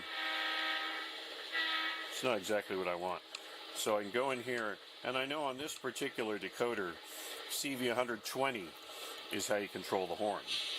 So I'm going to go down to CV120, and I'm going to put in horn number 33, because I like that one. It's an expansion for your current decoder, and if you think about it, it's a lot more cost effective than a booster or booster DCC. Well, that depends, because here's the thing. So first of all, how much did he say this decoder was? I'm too lazy to scroll the video back. 140 for the 10 amp, 95 for a 2 amp. Well, that's about. Once again, here's the deal. You run into that issue where if you're doing this, how do I say this? If you do this for your entire layout, you're going into it with the mentality of I'm doing this for me and myself, and I'm for my layout. I'm running my trains. You got to keep in mind when other people come over, they're not going to be able to enjoy the layout as much if they're trying to run their own stuff because you didn't put the boosters in, or you have limited wiring or whatever. You know, it might be cool though.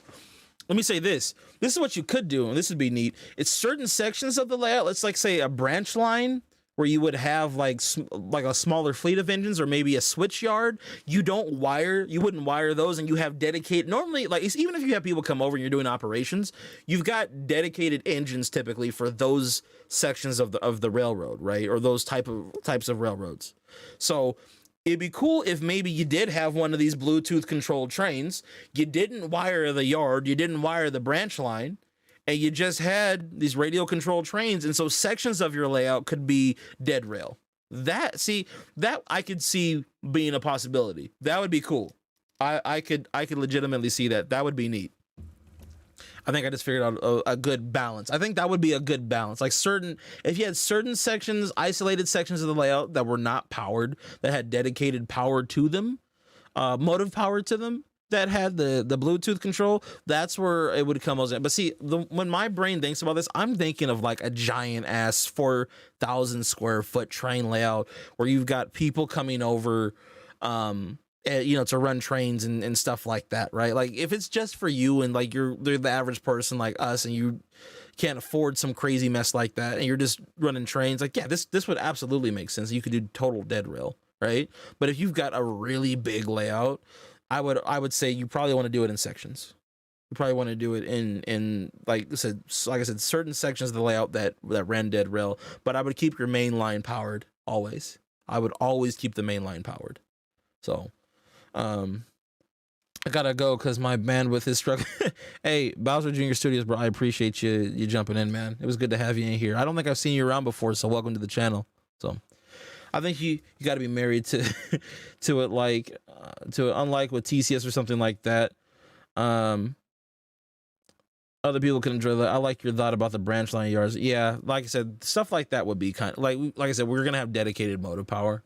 Or if you've got those layouts that are like super ultra hyper prototypical and no one could ever bring their stuff over and run in your layout because that kind of motive power never ran on these tracks, like layouts like that. Yeah, this is where it would be most effective. People that aren't going to have others come to their layout and run. That's what you would have to think about. So, but anyway, I like this. I think this is fantastic. I go back here. Also, if you wanted to do like a garden HO layout, this would be the way to go. Hands down. This would be it. Also for people in like O scale O scale, not O gauge, but O scale and G scale, this would also be ideal. So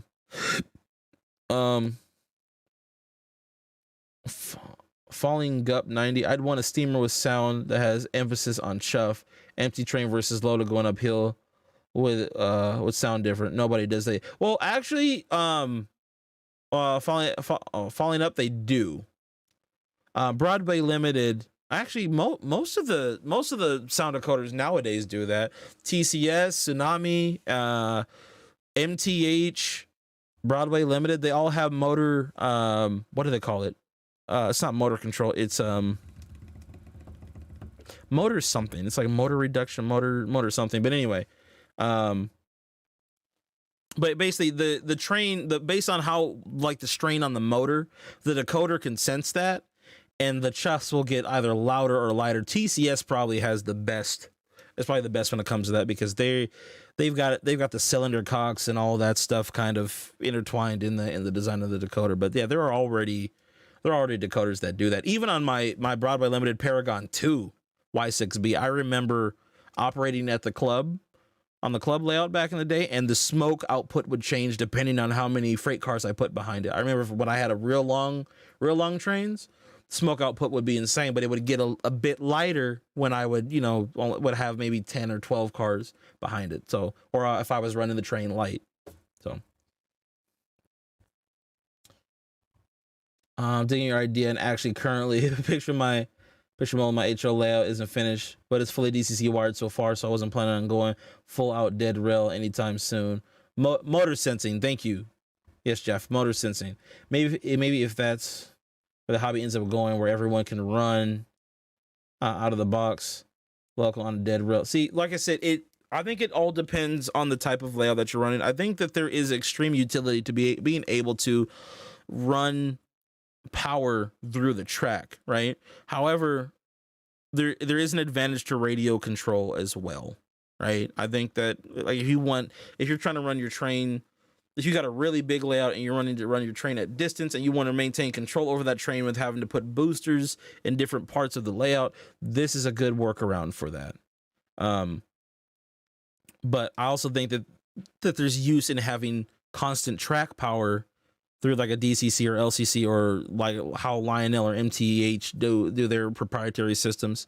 Just having the track power run through, because then that gives you, because you got to keep this in mind too, that gives power to the accessories when you've got a bus line going the whole way through the layout, like consistent power. So there will still always be some need for a consistent bus, a consistent set of power, because we got to remember we're not just powering our trains here, we're also powering accessories. So you do have to keep that in mind. Also, I don't know how this would work if you were running solely dead rail. How would that work if you've got like accessories that depend on power as well as depend on sensors that pick up placement of like a real working signal system? How would a real working signal system work if you're running solely dead rail? Because even signal systems in real life work based upon like electrical current or trains hitting certain electrical blocks in order to feed the signal. That's kind of the point. But like, so real working signal system, you couldn't have that with dead rail. You also couldn't, well, you might be able to, but you'd have to figure out a different workaround for it. Or also automatic crossing gates. Like, how would automatic crossing gates work if you're running solely dead rail? That's what I'm saying. Your main line should always be powered, not just for the sake of running trains and so other people can come in your layout and run, but you also have to think about the accessories. Because if you've got dead rail, then there's no track power to pick up where your trains are. And so the signal you can't have a realistic signal system picking up and monitoring your trains in each block. So IR sensors and let's see. But okay, so let me ask you this, right? Dead rail just don't. It doesn't make sense for anyone who's already has a wired layout, but the expansiveness of dead rail is appealing. IR sensors. Oh, infrared sensors. So let me ask you that question. Would infrared sensors be easier to install and more cost effective than a standard signal system with powered rail? Like I said, there's probably a way to do it. So you gave a good solution, which is the infrared sensors, right? But is that more cost effective, or is that something that's readily available in the hobby to use for an expansive real signal system? Like I said, I don't think, I'm just playing devil's advocate here and trying to think it through. All my accessories on my current layout are on a separate 12-volt line anyhow. Oh, really? Okay. Yeah, if you build them yourself, I'm a.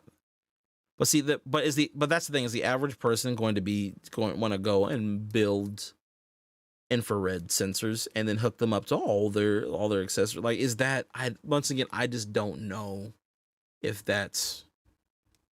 I don't know. Like but I'm also thinking to myself, I don't know. For me personally, I don't know if it'd be worth it. But then again, if it's easier to install and the technology is readily available to use, then yeah, I'm all for it. Diodes in the train. You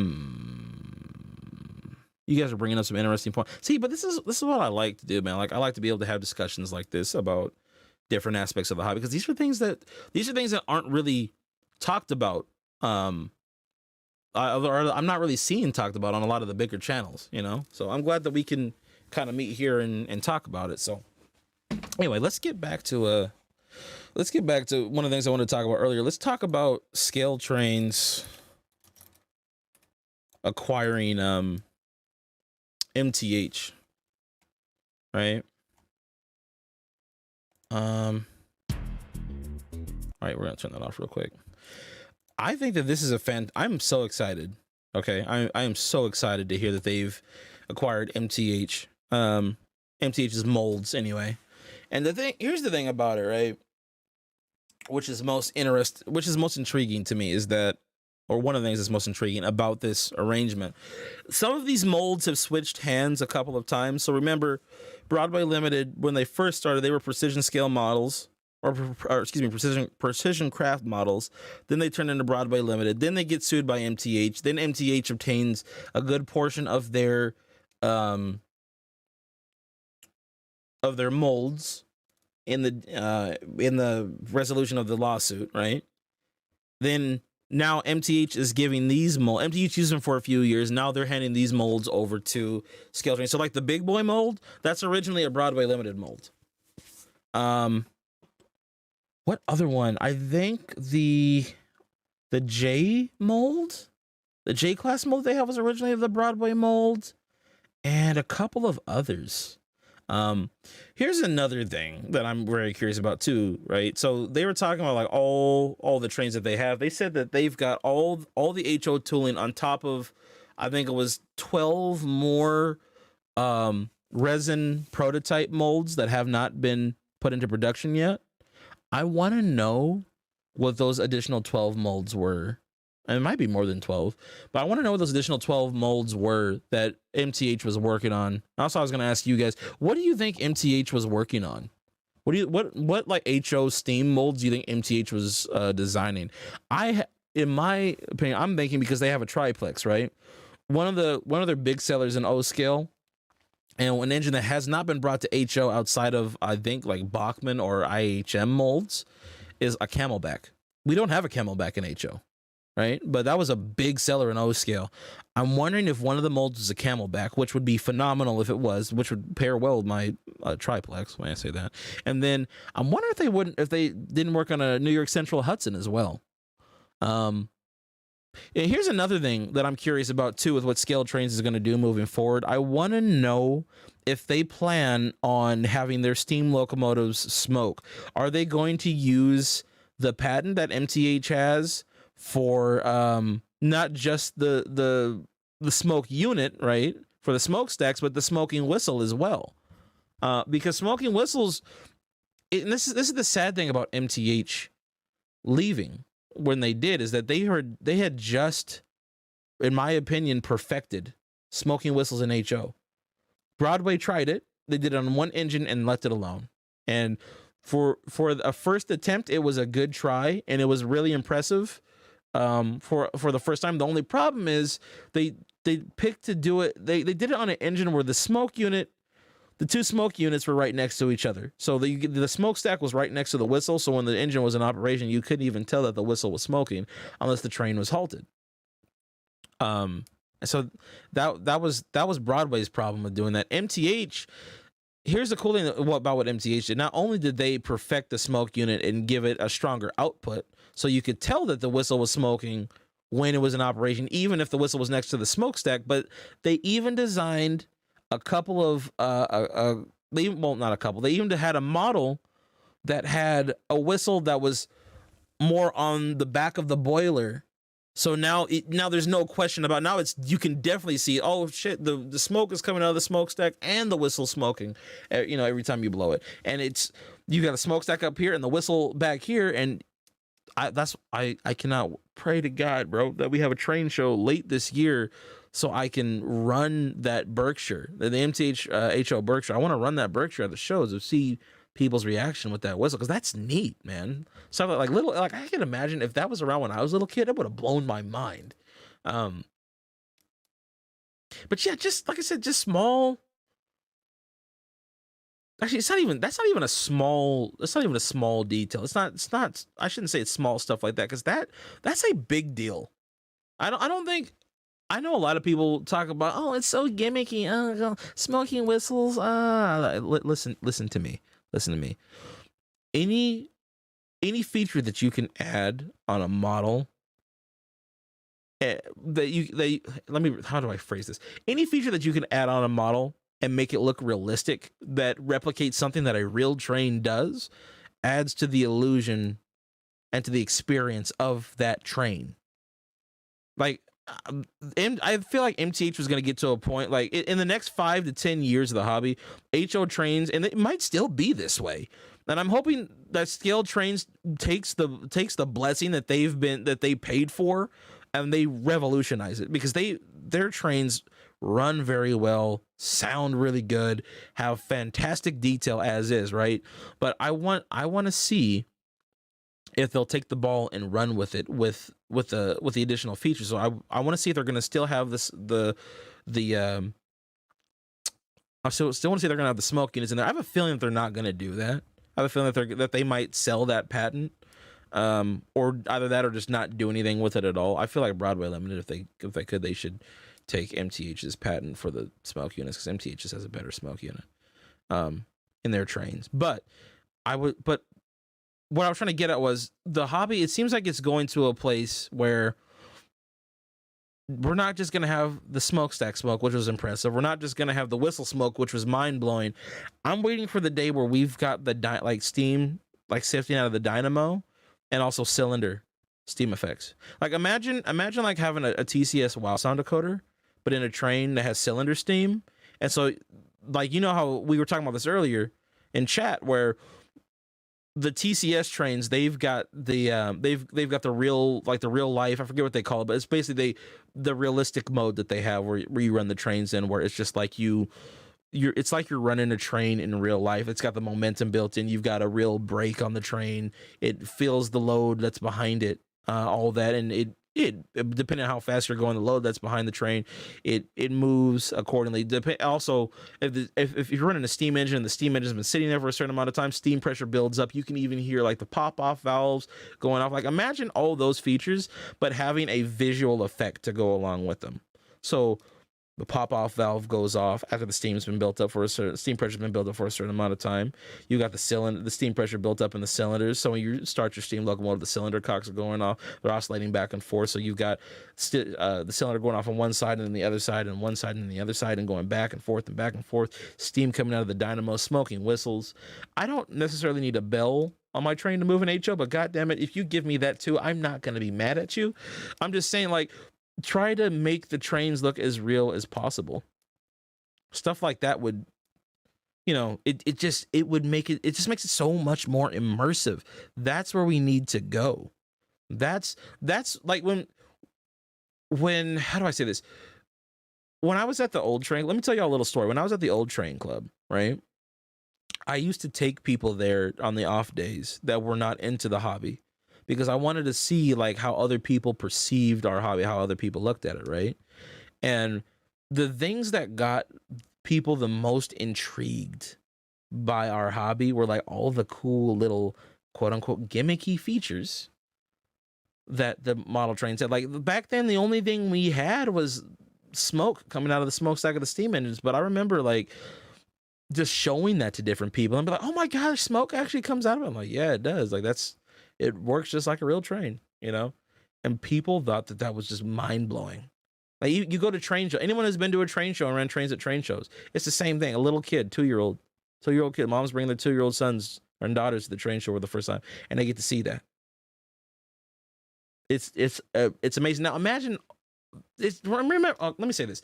That's just a smoke unit in the smokestack, where that's the most obvious place, right? But imagine putting that in the whistle, and then in the cylinders, your dynamo, dude. Like you just forget these little kids, man. You're gonna blow my mind if you do that.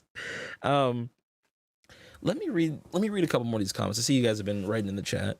Diodes in the train so you can keep the rail hot. I don't see anyone other than you doing this, Clint. I can't wait to see some N&W passenger car. Yeah, I want to see some too. A nice Pocahontas set. That'd be nice. That'd be cool. Yeah, those would be nice. Lastly, if you properly isolate a dead rail decoder from the wheel sets of your dead rail locos, then no reason they won't run in power DCC track. This is my current point. If you properly isolate a dead rail decoder from the wheel set on your dead rail locos, there's no reason why you won't run on your power DCC. Right. No, that I do understand. There's the BL mold and the Challenger. Oh my, wait, the Challenger mold was Lionel's mold? Really? I did not know that. This is the side of the hobby I need to learn more about. Excuse me while I become a sponge now. I'm wondering if skill trains will make an engine out of die cast or plastic. Train Addict 465. They may be part of the DCS. Selling point. I can't help sell those IRS. What do you mean? What does that stand for? I'm having a brain fart right now. If they could do cylinder with TCS, that would be sweet. I've seen the Lionel Vision Line GS4. The Lionel Vision Line GS4. That sucker's sweet, bro. Yeah, that's the thing. Like I remember my grandfather and I years ago. Actually, when I was 10 years old, I remember it wasn't the Legacy Big Boy. It was the Lion Chief Big Boy. When the Lion Chief Big Boy first came out, when I was 10 years old, I remember my grandfather and I talking about like how cool it would be if like they could make the bells move and also get like the steam to come out of the cylinders or make the whistle smoke. Like back then, you gotta understand that would have been what 20. What would have been like 2000. Wow, 2006, 2007, like 2007. Back then, that kind of stuff was impossible to think about, right? And that was an O scale. I was thinking about that. We were talking about that. Let alone HO. Like the fact that this is done in HO. Here's the thing that stands out to me is that if you can get a smoke unit small enough, in HO scale to where you can make the whistle blow, right? I don't see why I know for a fact you could do it with a dynamo. Dynamo would be easy because it's just like a small little wisp that would come out the side, right? But even a pop-off valve, to do a pop-off valve, that wouldn't be that difficult because it would just be the same thing as like having it'd be the same thing as a smoking whistle, but you just have, it would just go off every few minutes and it would be a huge stream of smoke going out of one hole in the back of the boiler. Like that would be easy, but like the cylinders, I feel like the cylinders are going to be the most challenging because you can't put the smoke unit itself isn't going to be in the cylinder, so it's like you would have to put the smoke unit somewhere in the boiler, feed a tube through, and have that connect to the cylinder and have it push the steam out properly. But I'm sure, like I said, I'm sure there's a way to do it even in HO scale. Like that just the fact that we've got smoking whistles blows my mind. Like if we stopped at pop-off valves and dynamos, I wouldn't be mad. But I think that someone could really figure out how to do it in the cylinders. There needs to be some kind of cylinder steam effect in HO, and I don't know if Scale Trains is bold enough to do that. Because they're trying to enter into the steam scene, and I just don't know if they're bold enough to do something like that. That seems to me a company more like Broadway Limited. Like someone like Broadway would be more inclined to do that, but I think I also like Scale Trains. They're not really worried. They don't seem like a company to me that's more worried about like the gimmicky stuff, right? They're more worried about like the detail of the actual train and the realism of the actual train and getting that to be as realistic as possible. These stinking rails. Let's keep derailing. Rough time, bro. The Arctic Gamer's back. Yo, what's up, bro? Hey, Arctic Game. Yo, bro. What? Real quick, what games do you play, dog? Like what do you play? What is let's see. Yes. Yes, I meant it's my bad. Oh, I see what you're saying. Okay.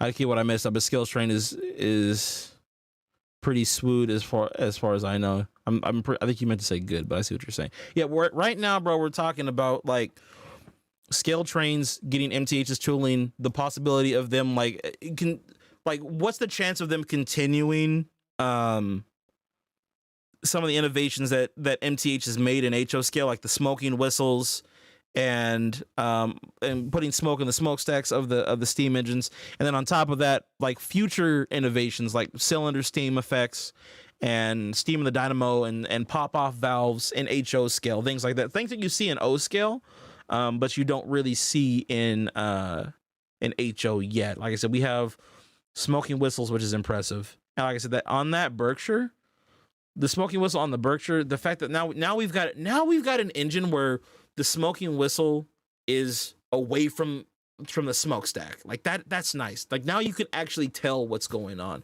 What I was hoping for, I was hoping that either Broadway, and this is what I think it's going to come down to, but I was hoping that either Broadway or MTH would do an HO scale steam engine. Specifically, I was hoping that either Broadway or MTH would do a Hudson and have a smoking whistle in a Hudson. I thought that would be a perfect engine to try that out on. I think Broadway should do that because they've already got a Hudson mold. I have a feeling that one of the molds that MTH was working on is a Hudson, and I think the other one might be the two that I'm gonna give my opinion on and my speculation on is that they were probably working on a Camelback and they were probably working on a Hudson because MTH was always good with the East Coast railroads and they had a tendency to bring things over from O scale. They were real popular in the O scale market to HO, and specifically things that had never really been done in HO, like the triplex. Like that's what was cool about MTH is that they were willing to experiment, right? And we would occasionally get something new, like the 412-2. MTH had one of the only 412-2s outside of brass in HO scale for the longest time until Broadway jumped on the bandwagon and Broadway made a better model, because it wasn't articulated. Unfortunately, Broadway didn't have that the rod in the front of the 412-2. That's the only problem there for that third cylinder. But anyway, but yeah, MTH was a company that was very innovative and they were not afraid to experiment, which is why I had a lot of respect for MTH. But I have a feeling that I feel like they would do a Camelback because one, they already had the triplex. Two, the Camelback sold, I believe, and I could be wrong, but the Camelback sold well in O scale. Three, that was an engine that wasn't brought over into HO. Like no one was doing a Camelback. No one's done a Camelback in HO outside of brass and maybe, like I said, the old IHC models. And then a Hudson's so iconic. Like, yeah, Broadway had done a Hudson at one point, but that's so far removed. Like a HO scale Hudson outside of brass, they've done the Dreyfus Hudson, but like an actual non-streamlined 464 OG Hudson. And also, if they threw a smoking whistle in that bad boy, I have a feeling, I really do. I feel if MTH had have continued, I think they would have probably done. I think they would have eventually had most of their steam engines. Well, let me say this. I feel like any new tooling that they would have done, they would have probably would have put a smoking whistle in any new tooling that they were doing for steam engines. That's another thing that MTH was doing they were known for doing was that if there was an improvement to be made on an old design, right? That improvement would be incorporated into the new design. Like you could see that with the drawbars, right? And although on some of the drawbars it was more of a de-evolution than an evolution than a progression of the design, but the point is they would incorporate that in later models. Like for instance, like the first run of K4s, how they had the worst drawbar in existence ever. I won't even talk about it. And so eventually when the second run of K4s came out from MTH, they put in that new drawbar. So I feel like they would have done that with the smoking whistles. Like they retrofitted the big boy, they retrofitted normally, let me say this: when companies do stuff like that, they're testing the waters. They're trying to figure out like what they can do with pre-existing molds before they go and take a new mold and mess it up, right?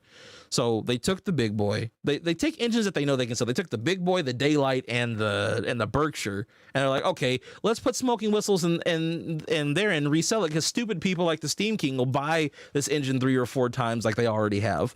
And so they did it. And what did we do? We bought it. And it was worth it because it gave us a new feature that we never had. But I think they would take that, use it as a testing ground, and then put it in newer models. Those new molds that Scale Train says, I'm pretty sure those steam engines were gonna have smoking whistles. I guarantee it. It's just something that's commonplace in this hobby. Like even in O scale, Lionel does that, right?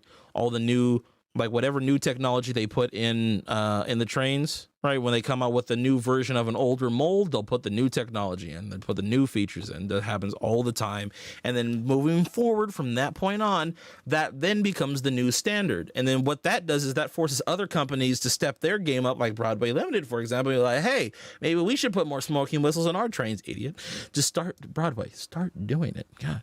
But that's kind of that's my thought process behind what MTH was probably working on before Mike decided he wanted to retire. So, but God bless him. I hope that he'll enjoy himself. I think he'll enjoy himself. But let me read a couple of these comments. I got nothing on YouTube at the moment. Oh, good question. I think they probably will keep the spirit alive. Scale trains about those sweet, tiny details. What I'm wondering is how will scale trains do the drawbar? I'm just wondering, do they have an MTH Berkshire, you mean? Okay. I want more steam engines that haven't been made. There have been way too many Gevos and modern diesels on the market nowadays. I have a BLI Hudson. It was their first sound too. Matt, Tom, I haven't seen you around before. Welcome to the channel, bro. My keyboard is junk. You're good, man. Yeah, I've seen their Hudsons in a lot of catalogs. Yeah, I want some engines that haven't been done before as well, because the thing is, let me say this too, like where the hobby is currently. Actually, hold on, how many guys? Okay, listen. Here's the deal. That's what I got to do real quick. Okay, I have to pee, really bad. Matt, I'm gonna leave it to you to keep everybody entertained until I get back. Okay, I gotta go to little engineer's room real quick. Hold on a second. We gotta pause this. Hang on. Let me see something here. Can I keep y'all preoccupied with some music? Let me see. Let me see. I don't want to get a DMCA.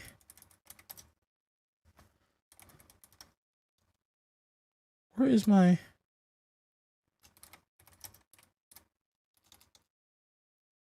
TI type beat? No, I want something chill. Hold on. I really got to pee too, and this is bad. Hold on, guys. All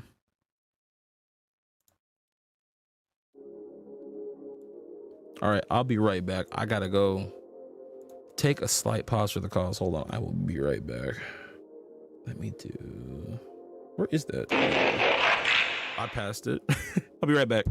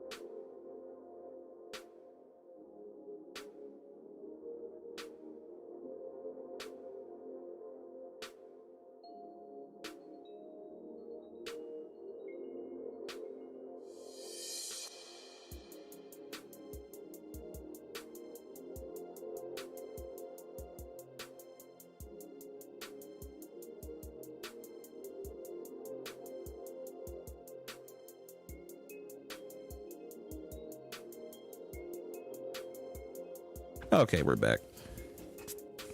Let's all right, we're just gonna turn that nonsense off. All right, let's get back to more practical things here. So back to our discussion, ladies and gentlemen. What y'all? Matt, did you keep everybody preoccupied? Bachman just did a Hudson and N. I'm probably gonna pick them. Oh yeah, Bachman just did do a Hudson and N, didn't they? I said, I'm kind of out of, hold on. I got to go back to where's my broadcasting software? Hold on. Perfect. So we're back here. All right. So let's see. Let's go back to the chat. I'd like to see more Shays get, some shit. Quinn, man, dude, I wish we lived in the same city, bro. We would get along really well, dude. We'd run all the steam. We'd get everybody off of Digitrax. It'd be great. Or better yet, dude, we'd start our own club. Let's see. You passed in. Okay, I want to see NNWK to A. Some Michael Jackson beat on there. I think I'm gonna subscribe. Whoa. Bowser Jr. Studio. Bro, you weren't a sub, bro? Wait, Bowser, where did you come from? Did you come from YouTube or did you come from one of the Facebook groups? Let's see. Yes, a Shay. That is cool. RGS Goose. H3. That transition. Wait, Matt, you model HO in 3? That's dope. Let me see. That transition is slick. Oh, thanks, bro. You like the you like the transition? Agreed. I want a 3-truck Shay so bad. Yeah, we don't. Outside of brass, you can't buy.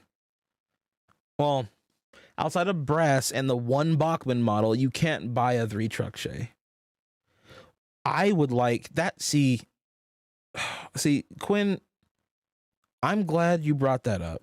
I'm glad you brought up a 3-truck Shay because that's another thing I could have seen MTH producing as well. And imagine a 3-truck Shay and HO with smoking whistle on top of that. That would be insane. That would be so crazy. Yeah, I don't know. See, that's another thing I've thought about for years. Like, I don't know why Broadway or MTH, you know, why they haven't tried to make a Shay, or why Bachmann hasn't re-released theirs.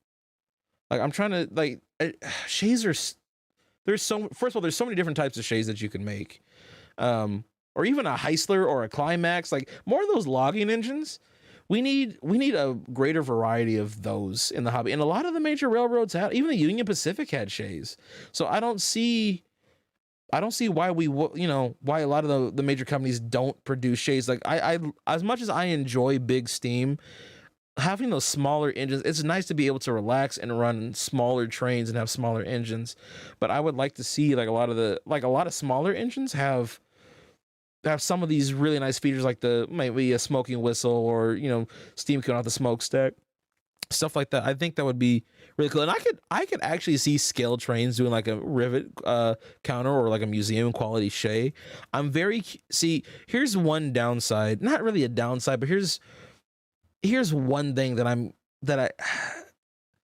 I don't know how to say this without being very negative, but I was really wondering what Scale Trains was going to do for a steam engine, like their own interpretation of like how they were going to do a steam engine. Because with the turbine was a fantastic first piece, which got everybody hooked onto Scale Trains. Like, wow, this company is different. Like, they really cared about detailing and like road number specific detailing.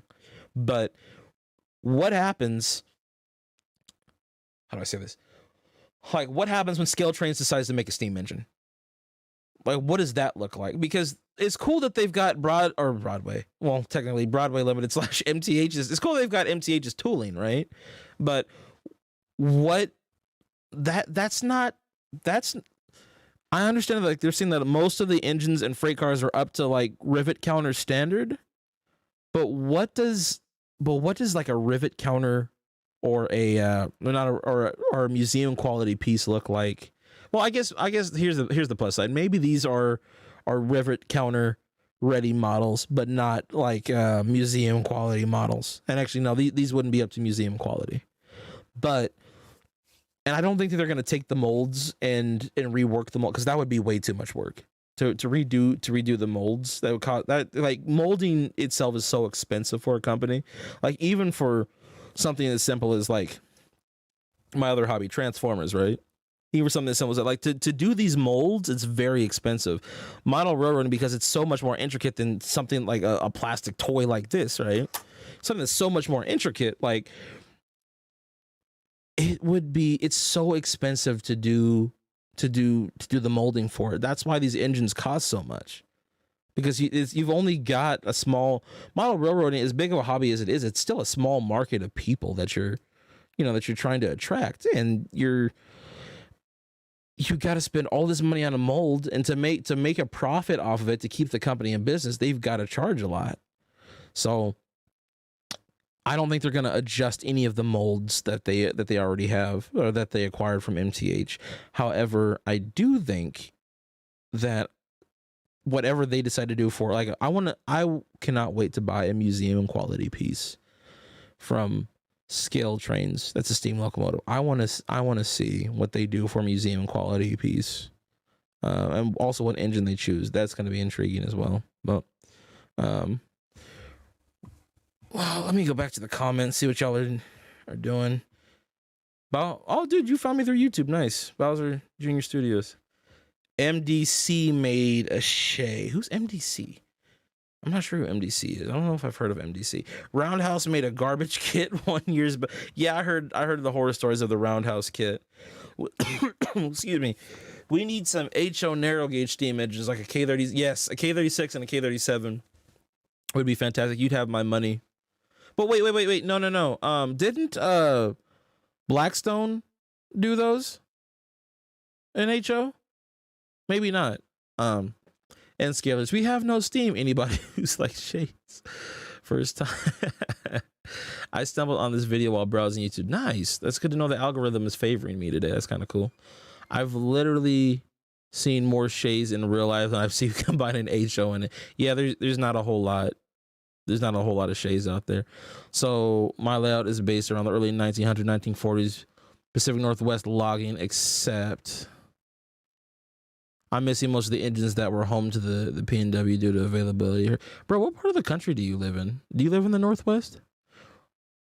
Bro, NHO from Bachman. Yeah. I think ST would take a Scale Trains. Let's see. I think Scale Trains would take a similar approach to Atherton with steam. 1 or 2 brass quality engines for limited runs every few years. Yeah, I could see that too. They seem to be really taking a long time with this museum quality model that they're working. Like, there's been rumors about this engine for like 3 years. So, River Rossi made a Climax. Yes, River Rossi did make the Climax. Maybe take an intermountain approach and just go for a one and done. No, I would not want Scale Trains to do, or any other company to do, an Intermountain approach. See, that's that sad thing about Intermountain was that they came out with probably the best cab forward outside of Brass and HO, and they really knocked it out the park. They had issues with the first couple of runs because of the motor, but once they perfected that, like, the model was phenomenal. And I wish they would get the courage to do another steam engine, maybe one that's not as complex as the cab forward. Like, holy crap, dude! Like, you for your first steam engine ever, you pick one of the most difficult to model, like the engine that's literally backwards, one of the most unique steam engines ever invented. And you decide to do that one as your, and it's articulated. Holy dude! But I love that model. It's an awesome model. So,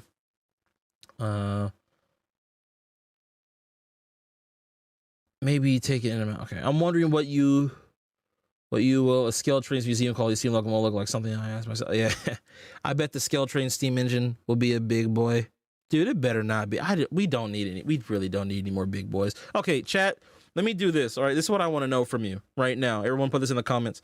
If you had to pick one steam engine from any company, I don't care who the company is, but if you want to see one steam engine in HO, what steam engine would it be? Like the one you're craving the most. It can't be one that's already been done. Well, let me say that it can't be an engine that's been done more than twice in HO. So, like, for example, like a Dreyfuss Hudson, like we have a couple of those. Dude, a true 262T. Oh, a 262T would be nice. Shay Climax, all of them are so rare. Yeah. Bowser lives in Washington. I also live in Washington State. Intermountain is having troubles making runs of the current AC-12s. I think the last ones were 2018. You live in Eugene, Oregon currently, but I was born up in Port Townsend. Okay, so, dude, you're from my part of the country. Bro, I live in Spokane, Washington. So I'm north of you. But yeah, you're not that far from where I'm at. I want to ride the mountain range. It's crazy. Mount Rainier is like a 2.5 hour drive for me, and I've never been out there. I've never been out to Mount Rainier. Blackstone, they made a CC. Blackstone's not even making models anymore, are they? I don't think Blackstone's really doing a whole lot.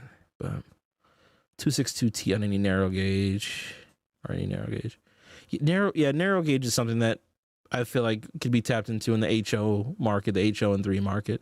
Blackstone was really the only they were doing a fantastic job by cornering that market. I wish that they had have done more, because it basically made HO&3 easily accessible to the general public, so you didn't have to get into brass to do it. But let's see what you guys wrote down. You're in BC, like British Columbia? Give me a Garrett Cascade Gang or a 9F. Bro, wait, the Garrett 9, those are European designs, aren't they? Steam meetup question mark? All right, listen, boys. Everybody get your Steam engines out of your garage. Grab your daylights, your big boys, your challengers. Drag them down to your nearest rail yard. We're going to go and have a Steam meet. All right. Someone said, I'm Quinn. I'm expecting you to set the date for this. All right. And have you orchestrate this, or Arctic Gamer, one of you. Let's see. Steam meetup question mark. DRG class 86 or some other European. So you're a European Steam fan. Okay. Steam King meetup.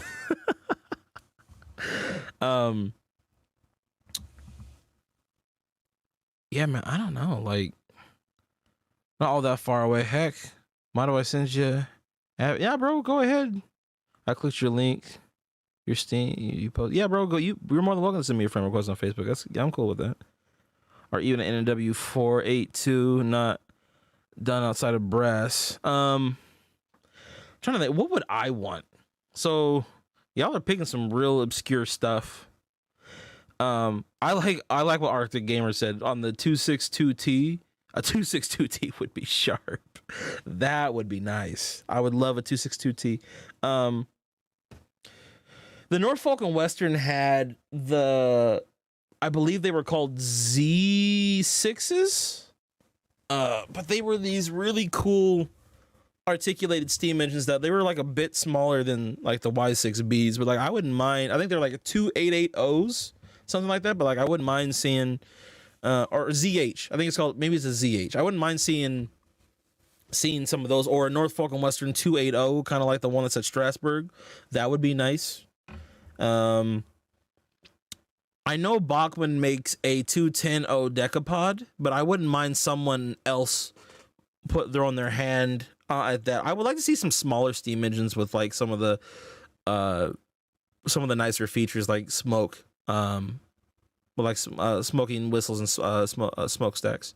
Like it would be very cool to have like a 210 from Broadway Limited that could smoke. No, I'm not talking about the Pensy one, like the Illinois Central 210 that operates on I forget what railroad museum that is, but is it the Illinois Railroad Museum? I can't remember, but yeah, like one of those in HO with a smoke with a smoke unit. It'd be really cool. That's it. The Z1A 2662s. Jeff, thank you. That's what I meant. A Garrett equals Hornby. Yeah, bro. You gotta go to Hornby or Bachmann, for one of those. K1 or K2 would be so nice. I like a little American Steam here and there, bro. Like I like European Steam. I don't have any models, but like the designs are they're so regal looking. They're very, very intriguing. And also, growing up being a fan of Thomas the Tank Engine, of course, you kind of get used to that. But yeah, I have a good respect for Europeans. I just don't like the whistles on their trains for the most part. Their whistles are kind of puny, but you know. Wait, NW 580? You're pulling my leg. That doesn't exist. You're lying. Some Frisco would be nice too. Seriously underrated steam. Yeah, Frisco. Thank you, Frisco. God, that's what I was. The Frisco the 210, the Frisco Decapod. My dream HO brass is a Frisco 4300 class 482. Then like a T54, like 1520 was basically on. Yeah, okay. rebuilt from the 210-2s. It would be cool for someone to make a 210-10-2, a Santa Fe 210-10-2, outside of brass as well. I would pay good money for that. Try an 060 switcher. Yep, don't even worry about wondering about NW Steam. That's what I'm on. Well, what a surprise.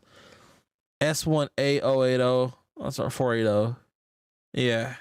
The S1As are also nice, but yeah, they're, like I said, I think, because here's the thing with my collection, how it is right now, right? Like, I've got so much stuff. Like, I've got so much stuff, and like, you look at this, like, it's mostly big Steam. Like, the stuff that's not on here is mostly my smaller stuff. So like, I have some Alco FAs, I have like Jeep 7, Jeep 9, and then so basically most of my modern diesels aren't on here. Some of my SD, not SD45s. I've got Jeep 38. Some of my Jeep series engines are on here. I forget what Santa Fe's I have that I bought, but they're not SD70 Max, they're not SD70 Aces, they are the I forget what they are. But I don't have those on here. But in terms of Steam, right, like, the only Steam engines I don't have on here are my 280, my Bachmann 280 that needs repairs, and my Bachmann 440. See, that was the cool thing about Bachmann, is that they always specialized in smaller Steam, right? They always made like the smaller Steam engines. And that was always super neat. I always appreciated Bachmann for that. Like, if you wanted to run like a small train, a lighter train, anything from like a 440 up to a, like a decapod, like, Bachmann had you covered. But do you still have your gas turbine from Scale Train? Yeah, bro, that's this one right here in the photo. Boys, most of us are in the Northwest. Let's all set up our own factory and do the Steam thing, right? First production run, saddle tanks and shays. Yes. But yeah, we'll have the logging line. We'll start off small. We'll have shays, climaxes, Heislers, 060s. Maybe, you know what would be nice? In one of them little Pincy 040s with little slope back tender. Oh, dude, all day. Give me one of those with DCC and sound and lit marker lights. I'm done. It's a wrap. It's over. I would love one of those. That would be so nice. Dang, I didn't even think. Yeah, bro, I'm gonna be. Most of you guys probably have a broader knowledge of like these, a broader knowledge of Steam than I do. I have a very generic knowledge of steam locomotives. I'm being totally honest. Ironically, German steam is cool. And early NW Oh wait, hang on. I think I'm stupid. I think this entire time I was thinking about a Y. Hold on, and hang on. Oh my god, I'm so dumb. NW Y. What is it? Or is it? What did we say? Y1? Is that what it is? Hold on. Bro, just for personal gains, no lie. PR 9 for hell yeah. Working whistle too. Yeah, bro, everything needs to have a working whistle. Everything. Y1. Making sure let's see here. Hold on. Maybe it's not the Y1. What is it? And then see, here's Z1. Hang on. Which is it? Z1A. Hold on. What's the Z? Yes. This is what I want. I want one of the Broadway. Please make one of these. That would be so nice. Like, give me one of these, bro. So this is Z1B, Z1A, Z1B. Basically, same thing. That'd be so nice. Also, there are a few engines from my neck of the woods out in the Pacific Northwest that don't get a lot of love either. Like, the Great Northern Z6 GNZ. Hold on. I think is that what I'm thinking of? It's like a. Well, no, not. Hang on. Maybe I'm not thinking of a Z6. It's different. It's a GN. Hold on. It's like a 2. Hold on. It's like a 268. Yeah. A Great Northern 2680. I forget what these are called. Well, these suckers are weird. Hold on. Is this where? What is this? Is this it? 2, 6, 8. Yeah, that would be it. Good old 2680. These are not. This is not what I'm looking for. Google. What is that called? The 2680. What is that? Oh, maybe this is one here. Okay, yeah. Yeah, but this, I saw a better looking one than this though. Wait, what is this? Yep, this is it. Yep, this is it. I want one of these. Give me one of these. Like I could also see not Scale. Well, actually I could see Scale Trains making one of these, but I could also see Broadway doing this too. But yeah, don't worry about NWC. That's what I'm modeling. See here. What we got in the chat? What's everybody talking about? Does anyone know if someone makes a fan-driven smoke units for individual purposes? Personally, my second word 282 beyond the devices be NWY6A and B. Oh yes, please. Z6 was NP, GN, and SPNS. Yes. NWY6A and B Proto 2000 made one. Yes, they did. Yes, they did, Matt. Hang on, what was that I saw up here? Does anyone know if someone makes a fan-driven smoke unit for? So, if you go on eBay, I believe there are HO. If you type in HO scale smoke unit or fan-driven smoke unit, I'm sure there are some because I've seen some videos on YouTube where people have actually like customized or even made their own smoke unit and even had it synchronized to the chuff of the sound decoder. There were some videos one of my homies sent me a while ago. My friend Adam. Check out his YouTube channel as well. Adam's Trains. Adam, he specializes in brass. He also has a YouTube channel, Adam's Brass Trains. You have any questions about brass, Adam is the guy to go to. But he put me on to, what was I just talking about? He put me on to, what was it? What was I just talking about? Holy crap, bro, my mind just drew a blank. I'm tired today.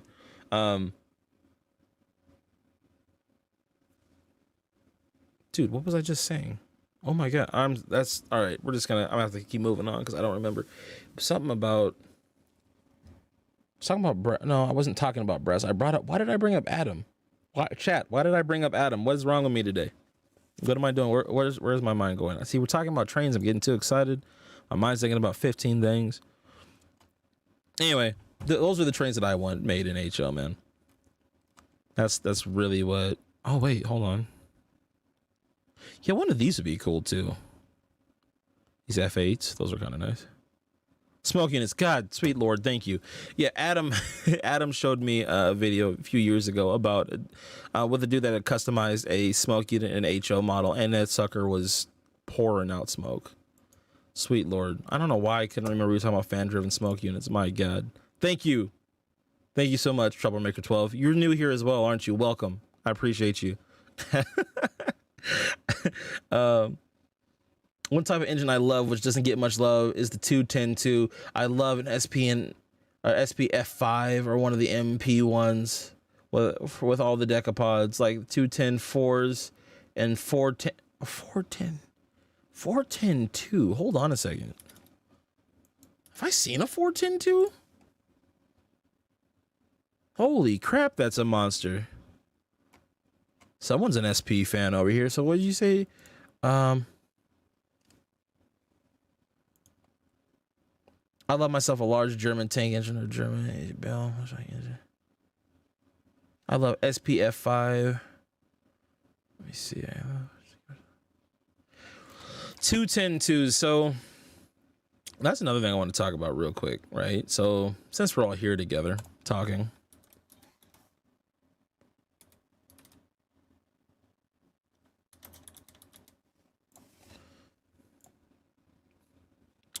so Broadway Limited just announced. Are you not? I'm already subscribed, Broadway. Thanks. And I'm trying to get one of these on pre-order, but Broadway just announced these 282s. They came out with the Santa Fe 210-2s not too long ago. It's basically the same.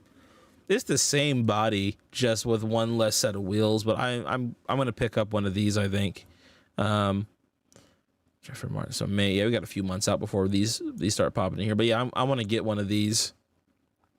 Because I missed out on the 210-2s when they came out, but I'm kind of happy I waited, because now I can just get the Paragon 3, and hopefully they put a better sound file in these. So also, another thing I'm curious about is where these companies are getting their sound files from, because I know Lionel used to go out and record them. I know obviously the sound decoder companies, they're going out and recording sounds, but I'm wondering like if there's someone that doesn't have like a large database of sounds and they just like license them out or sell them out to people, sell the recordings.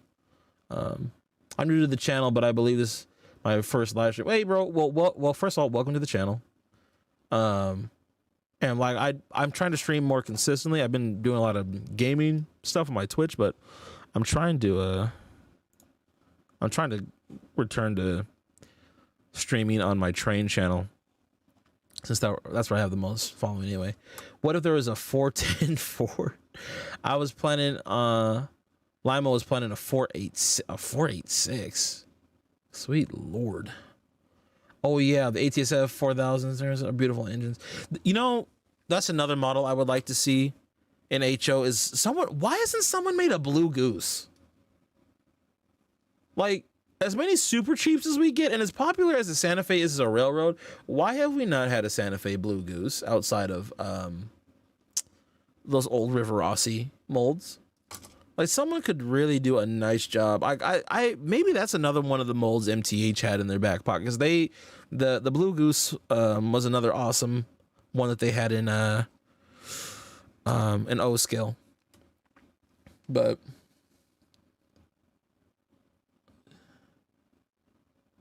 let's see, not sure where it is, but I have a photo of a 410-2 in Eugene, Oregon freight yard before it was removed to the turntable around the house.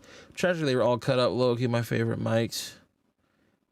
Really? These are your favorite Mikados? Yeah. A Mikado is such a good engine.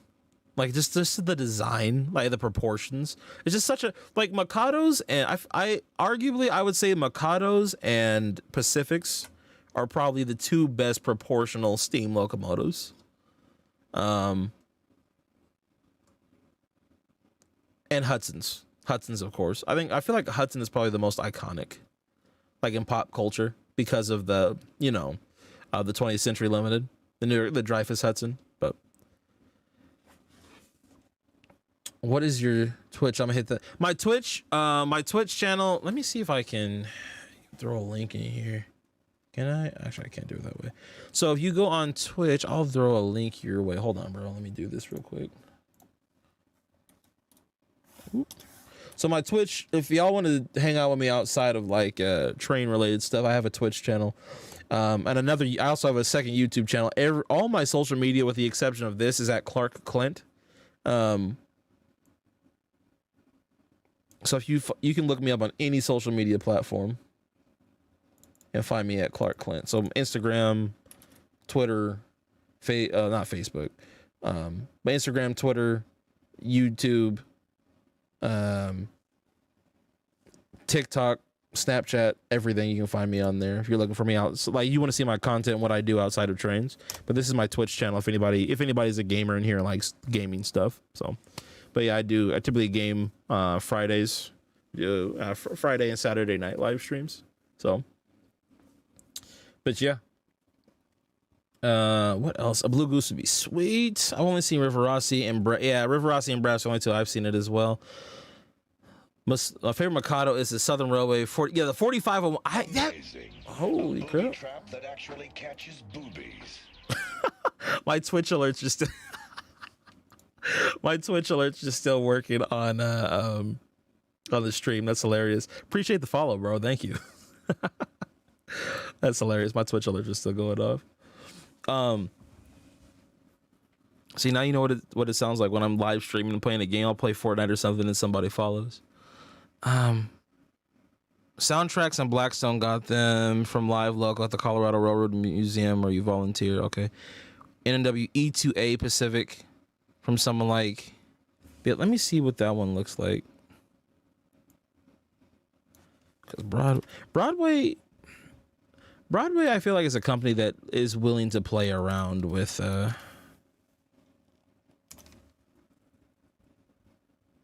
Oh, I like that. Oh, this is a bit... Oh, okay. Amazing. That's a the booby trap that actually catches boobies. Yeah, that's what we're getting the Twitch follows in on the YouTube channel. I appreciate it, you guys. Let's see. That's kind of interesting. There's NNW had so much stuff, man. They had so many different steam locomotives. What is this? Yeah. That needs some love. But yeah, a Blue Goose set would be nice. Or a Southern Crescent. Right? Like the 4501 with matching passenger cars. Dude.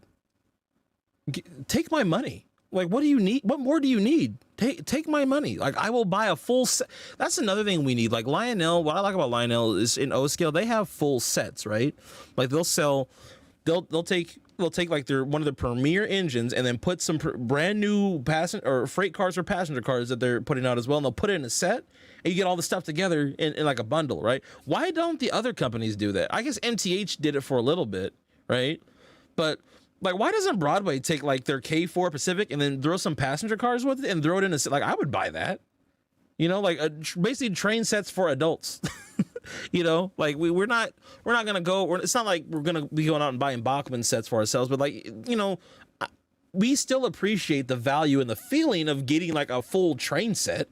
Just make it look really nice and give us that value. Like package it all together, bundle it together. I would love that. Like if someone came out with like a J class, right, a Pocahontas set, or someone came out with a Southern Crescent or Santa Fe Blue Goose, I would buy those in a set.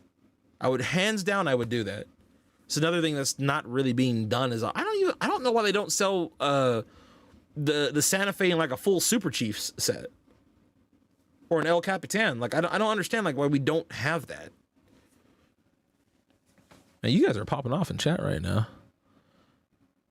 Because for 34 it was currently being preserved and restored and operated.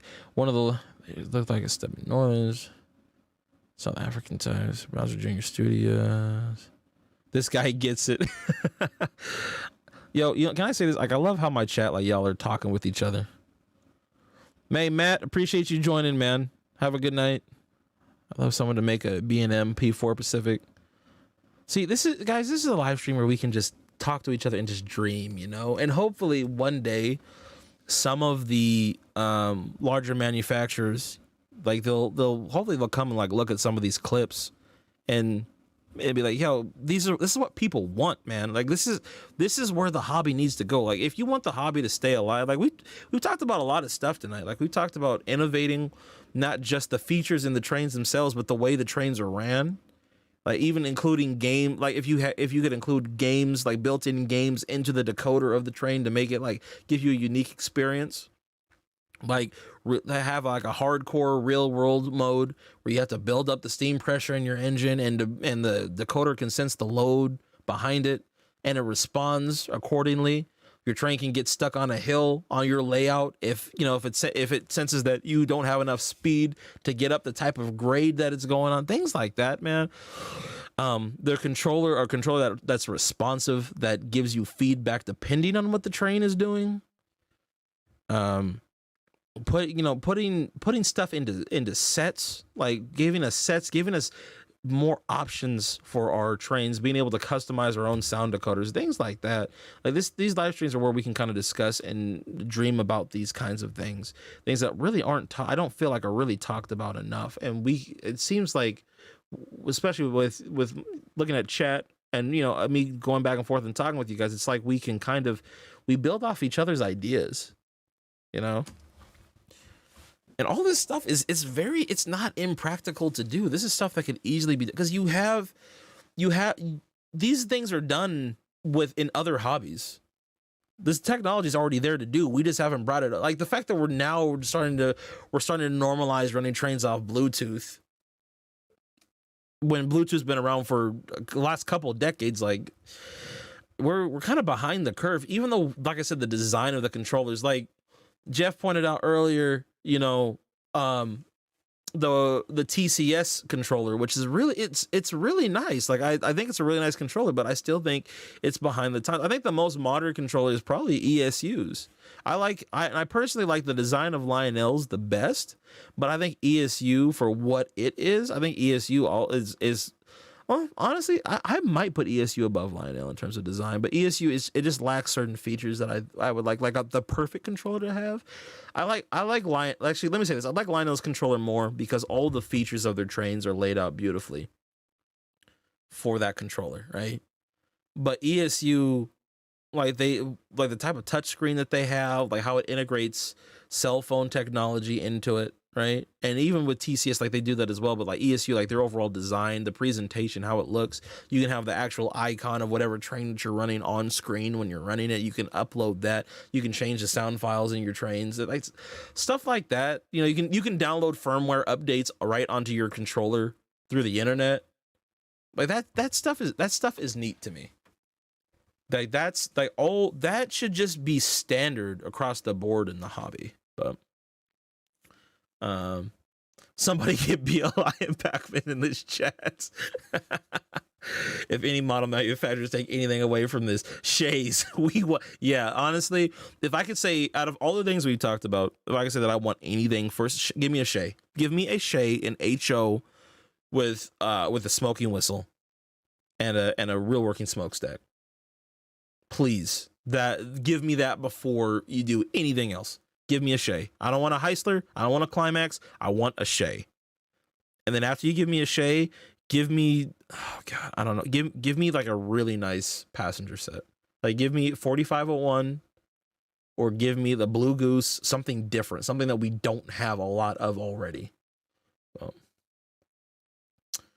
So speaking as a Canadian in the room, we got enough. There is. C and CP are like the only two railroads that don't need more models currently. CP 2860 Royal Hudson G5 data production. Yeah. Australian Steam. Boss, you're just all over the world, aren't you? 12 manufacturers. Let's see. Manufacturers really need to do what Kato is doing and put out a poll with multiple trains. Yeah.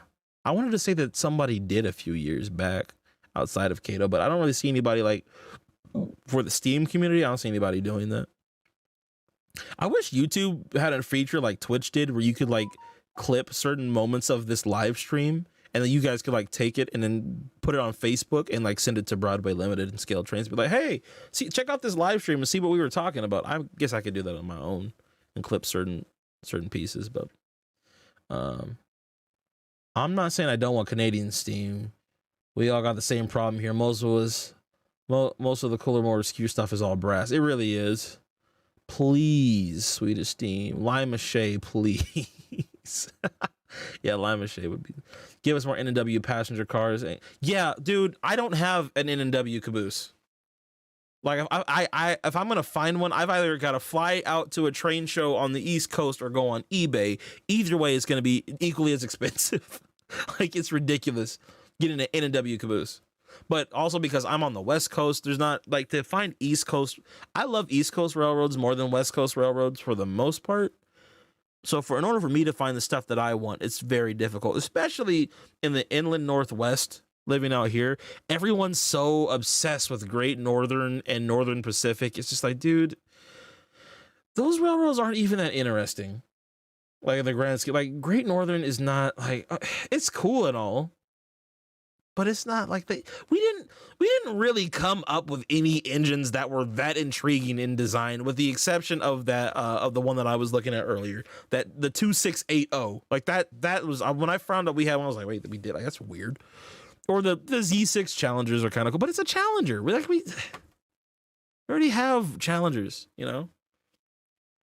But Matter Steam, dude, I'm looking at any who models SP and 87. I know the pain. Yeah, dude, if you came down here just to Washington State and came to a train shot, you'd have all the Santa Fe and Southern Pacific you could ever want. Like, there's tons of it, like tons. Like, there's not a train show that goes by where I don't see a daylight. I'm Hughes, Boston, and Maine, Pan Am fam. I gotta be in B&M, Toggle Custom. You know, another railroad that's really underrated? Baltimore and Ohio. The B&O is so underrated for like their smaller steam. Like everyone wants Chesapeake and Ohio, but the B&O had some really cool stuff. Like B&O's steam locomotive. Like, let's go over here. Oh wait, that's a $. Whoops. B&O steam, not seam, steam.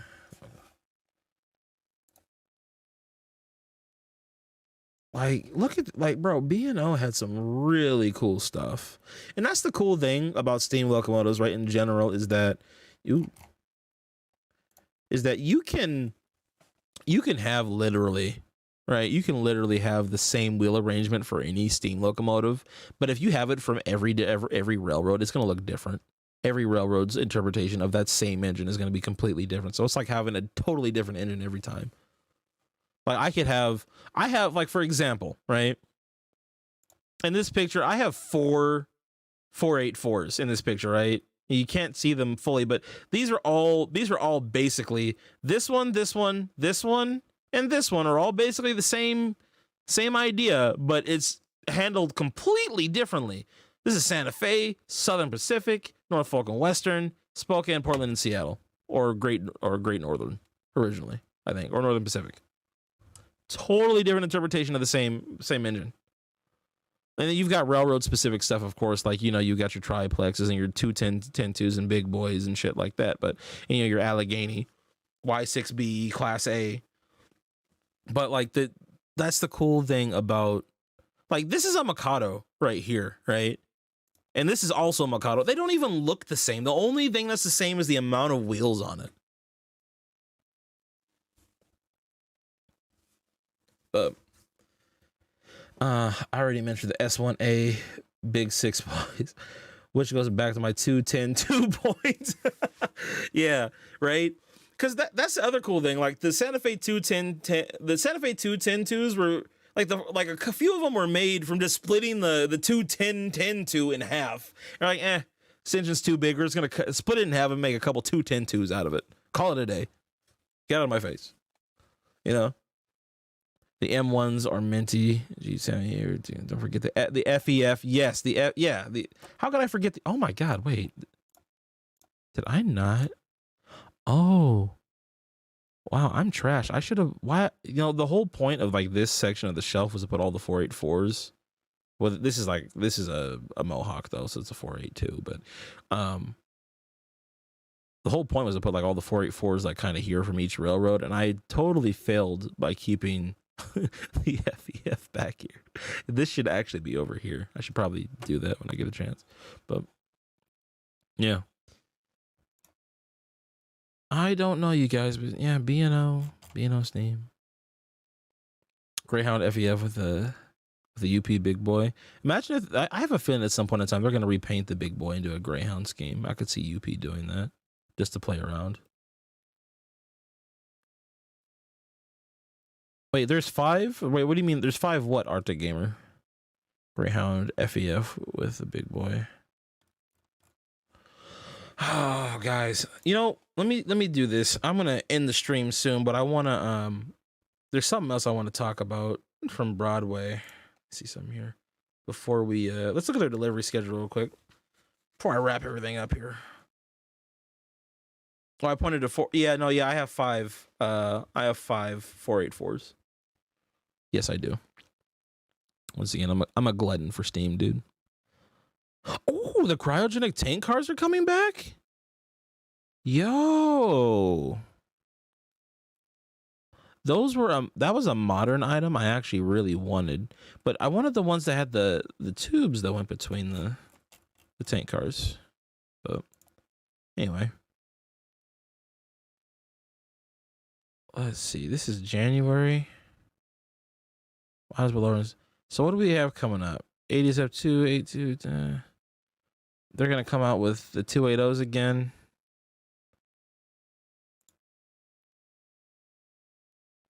These are okay. They basically just took the H10 design and just capitalized on it and just said, everybody gets a decapod, or not a decapod. Everybody gets a consolidation.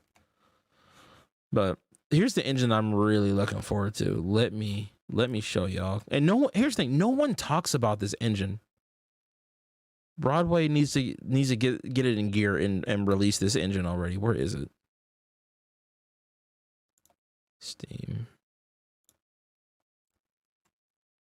The Commodore Vanderbilt.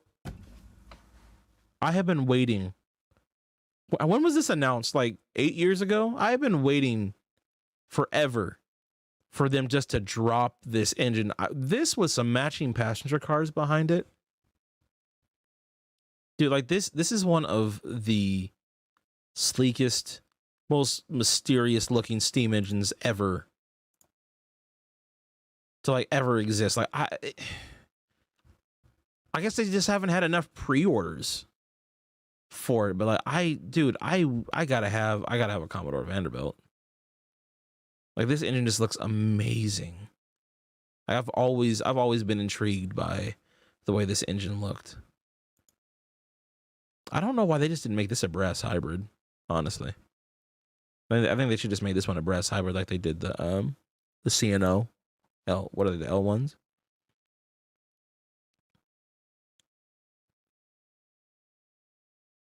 You pointed to 4. I know, dude. I know. You never realize how much of a steam foamer you are. You start correcting people their own collection. Warship class.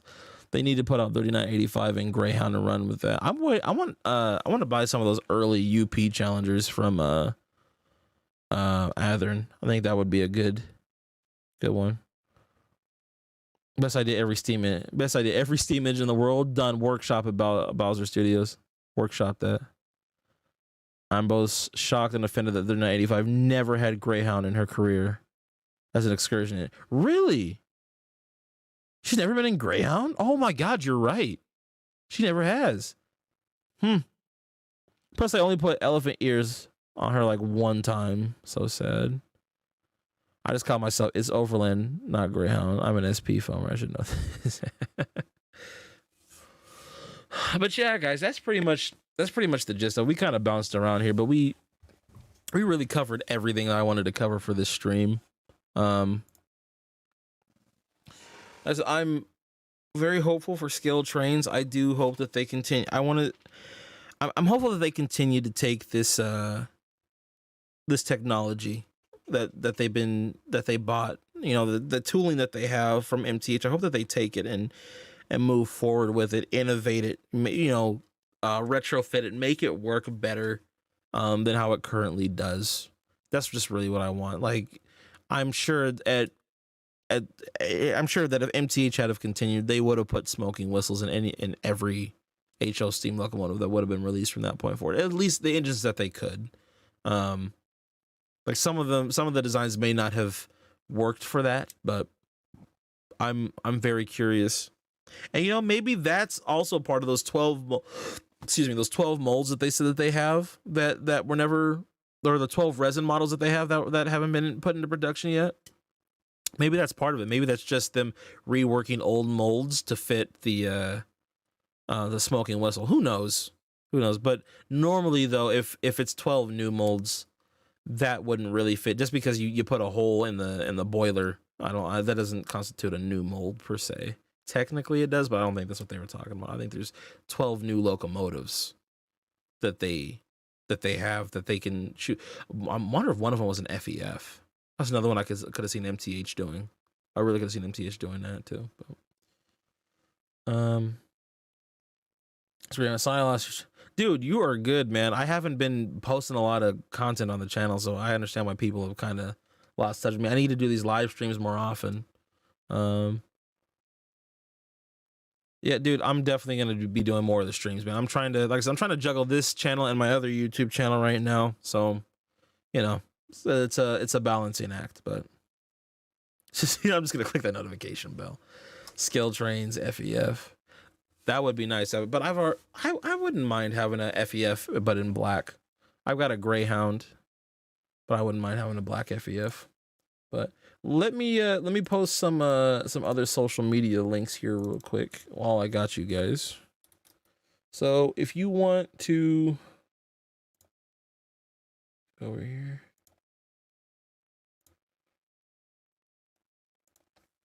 So if you want to check out some of my other content, because I've been making, dude, I've been making content for years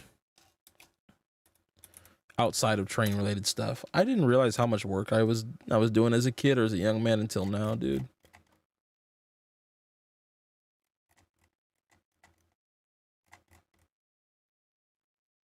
I'm probably, why is that? Let me see something here. If you type my name in, train stuff pops up. That's weird because this is not a train channel that I'm going to share with you guys. That's interesting. If you put it to polls, it's just going to be 5,000 models of 4449. I like scale. I am very curious to see how Scale Trains is going to do the daylight. I will buy, when they do the daylight, I will buy that. I will buy a 4449 from them. With the ESU sound. I think that's going to be a great model. I'm excited for that. That's going to be sharp. Also the K4s, I'll probably buy a K4 from them as well. Big Boy, unless it's something really groundbreaking, I'm not going to buy it. I already have 2 Big Boys. I don't really need a third one at this point in my life, but let me ask y'all this question. What from what Scale Trains has produced or has obtained, right? What are you most looking forward to them like releasing with the ESU sound in it? Because like I said, for me, it's probably Daylight and the K4 is what I would, and maybe, I don't know if they would do a triplex, but maybe they would do the triplex too. But anyway, just posted the link there. That's my other YouTube channel. If you want to follow me, I'm like more personal. Hear me talk about more personal life issues, like stuff outside of trains, like dating, relationships, me buying a house, all that kind of cool stuff. You can kind of look into my life there and see what I'm into outside of trains. You can go ahead and click that, subscribe to that channel. That's my main focus, if I'm being totally honest, is that channel right now. But I think I'm gonna probably take a break from Twitch and then kind of just focus on the train channel again. Creating content for you guys, and then doing live streams talking about stuff, and then I also want to do really focus on content on that other channel as well. But I think for the train channel, we'll do live streams. I still have videos that I've never finished, like for example, if you guys want a little sneak preview on what I plan on working on, some footage from the last train show, which was almost a year ago. Let's see here. Hold on, I'm reading the comments too. Kato one is nice and N scale. Be awesome if they did an entire Daylight limited. Shut up and take my money. I want their SD44, SD42, and N skill. Yeah, I still have to edit this video. I have not edited this video yet. Let's go back to the start. Hold on.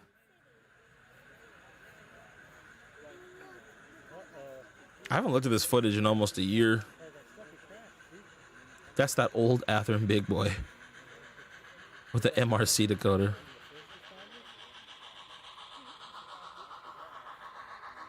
It's crazy because the Allegheny really is a bigger engine than the Big Boy.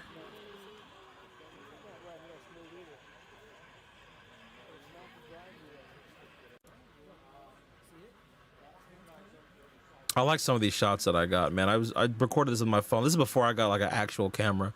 Like what you guys are reviewing me on right now is my actual camera. Hey, can y'all believe this, bro? At the train show, they don't allow me to use my smoke unit. Like the clubs, they don't like me using my smoke unit at the train shows. They say it hurts people's lungs, or I don't know. Some of the club members, like I said, it bothers them to have the smoke. I might buy the J. That'd be sweet. It'd be awesome if they did the Daylight Limited. 45. I have suspicion one of those two will be their next model because they've done really well in HO. I know a lot of SP guys would love more in scale stuff. Yeah. Yeah, skill, man, I'm really, the future's looking bright for scale trains, man.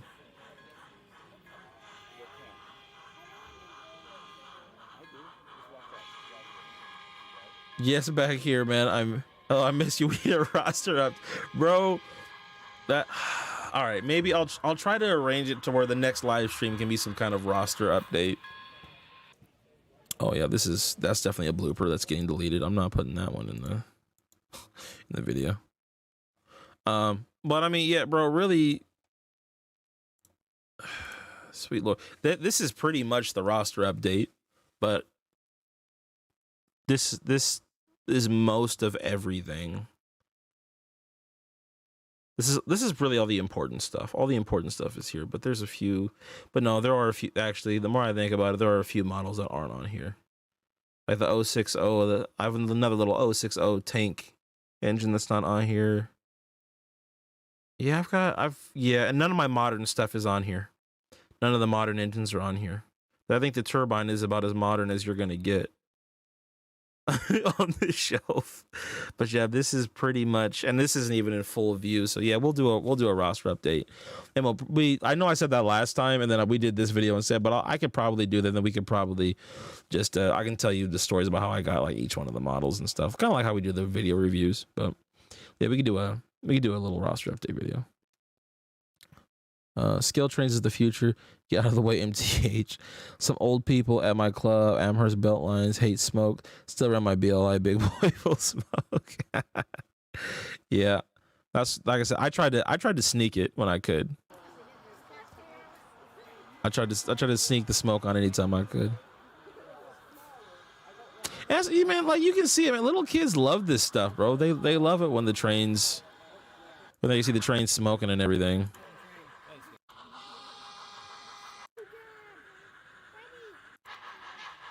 I love this shot. Like I said, this is a video that I have to edit still.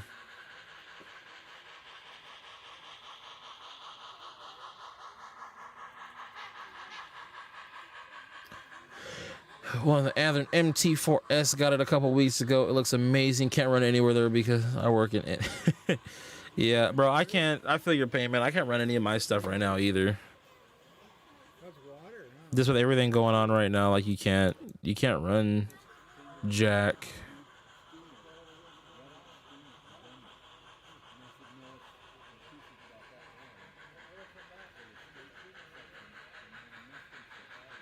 It's neat. Yeah, dude, I was thinking the same thing. Getting one of those rollers that you just set your steam engines on. Like I'm highly considering that as well. Like I guess you just get those off of eBay, or who sells those? I guess you can probably get them from any hobby store or online hobby retailer. But one of my own turbine with a smoke unit and a single. That's a global warming when I fire up the turbine. Oh, this angle was cool.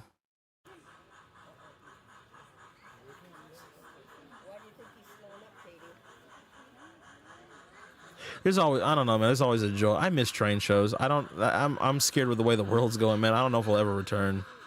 I don't know if we'll ever return to this again. This was actually shot about a week before everybody went into quarantine. This is like about a week and a half that we had the train show. I got sick that weekend too, and I was a little concerned.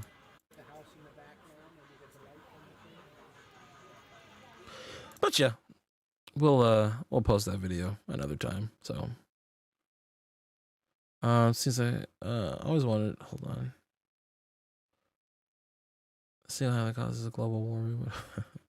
Wondered about it. It seems like one of those things that all the old guys have, but nobody knows how to find. Yeah, dude, I don't know how. I don't know how it makes it really easy to like lubricate and clean your engines, and I don't know why I never got one personally, but apparently it makes weathering the running gear super easy if you're. Oh, dude, yeah, I love weathering. some of the engines in this picture were weathered. Like, you can't tell because it's so dark, but the Y6B was weathered. I weathered that. I weathered my Challenger. I weathered my M1B, and I weathered the 060 here. And I had I practiced on freight cars first, of course, but weathering's fun. I love weathering. Well, I haven't done it in a long time. I'm hoping that this train show started getting this. That's what I'm hoping for too. You know, honestly, I'm at a point in my life where I could afford to fly out to different parts of the country and like actually go to a train show. I always talk to my friend Adam on the East Coast, and we always said we wanted to go to Amherst.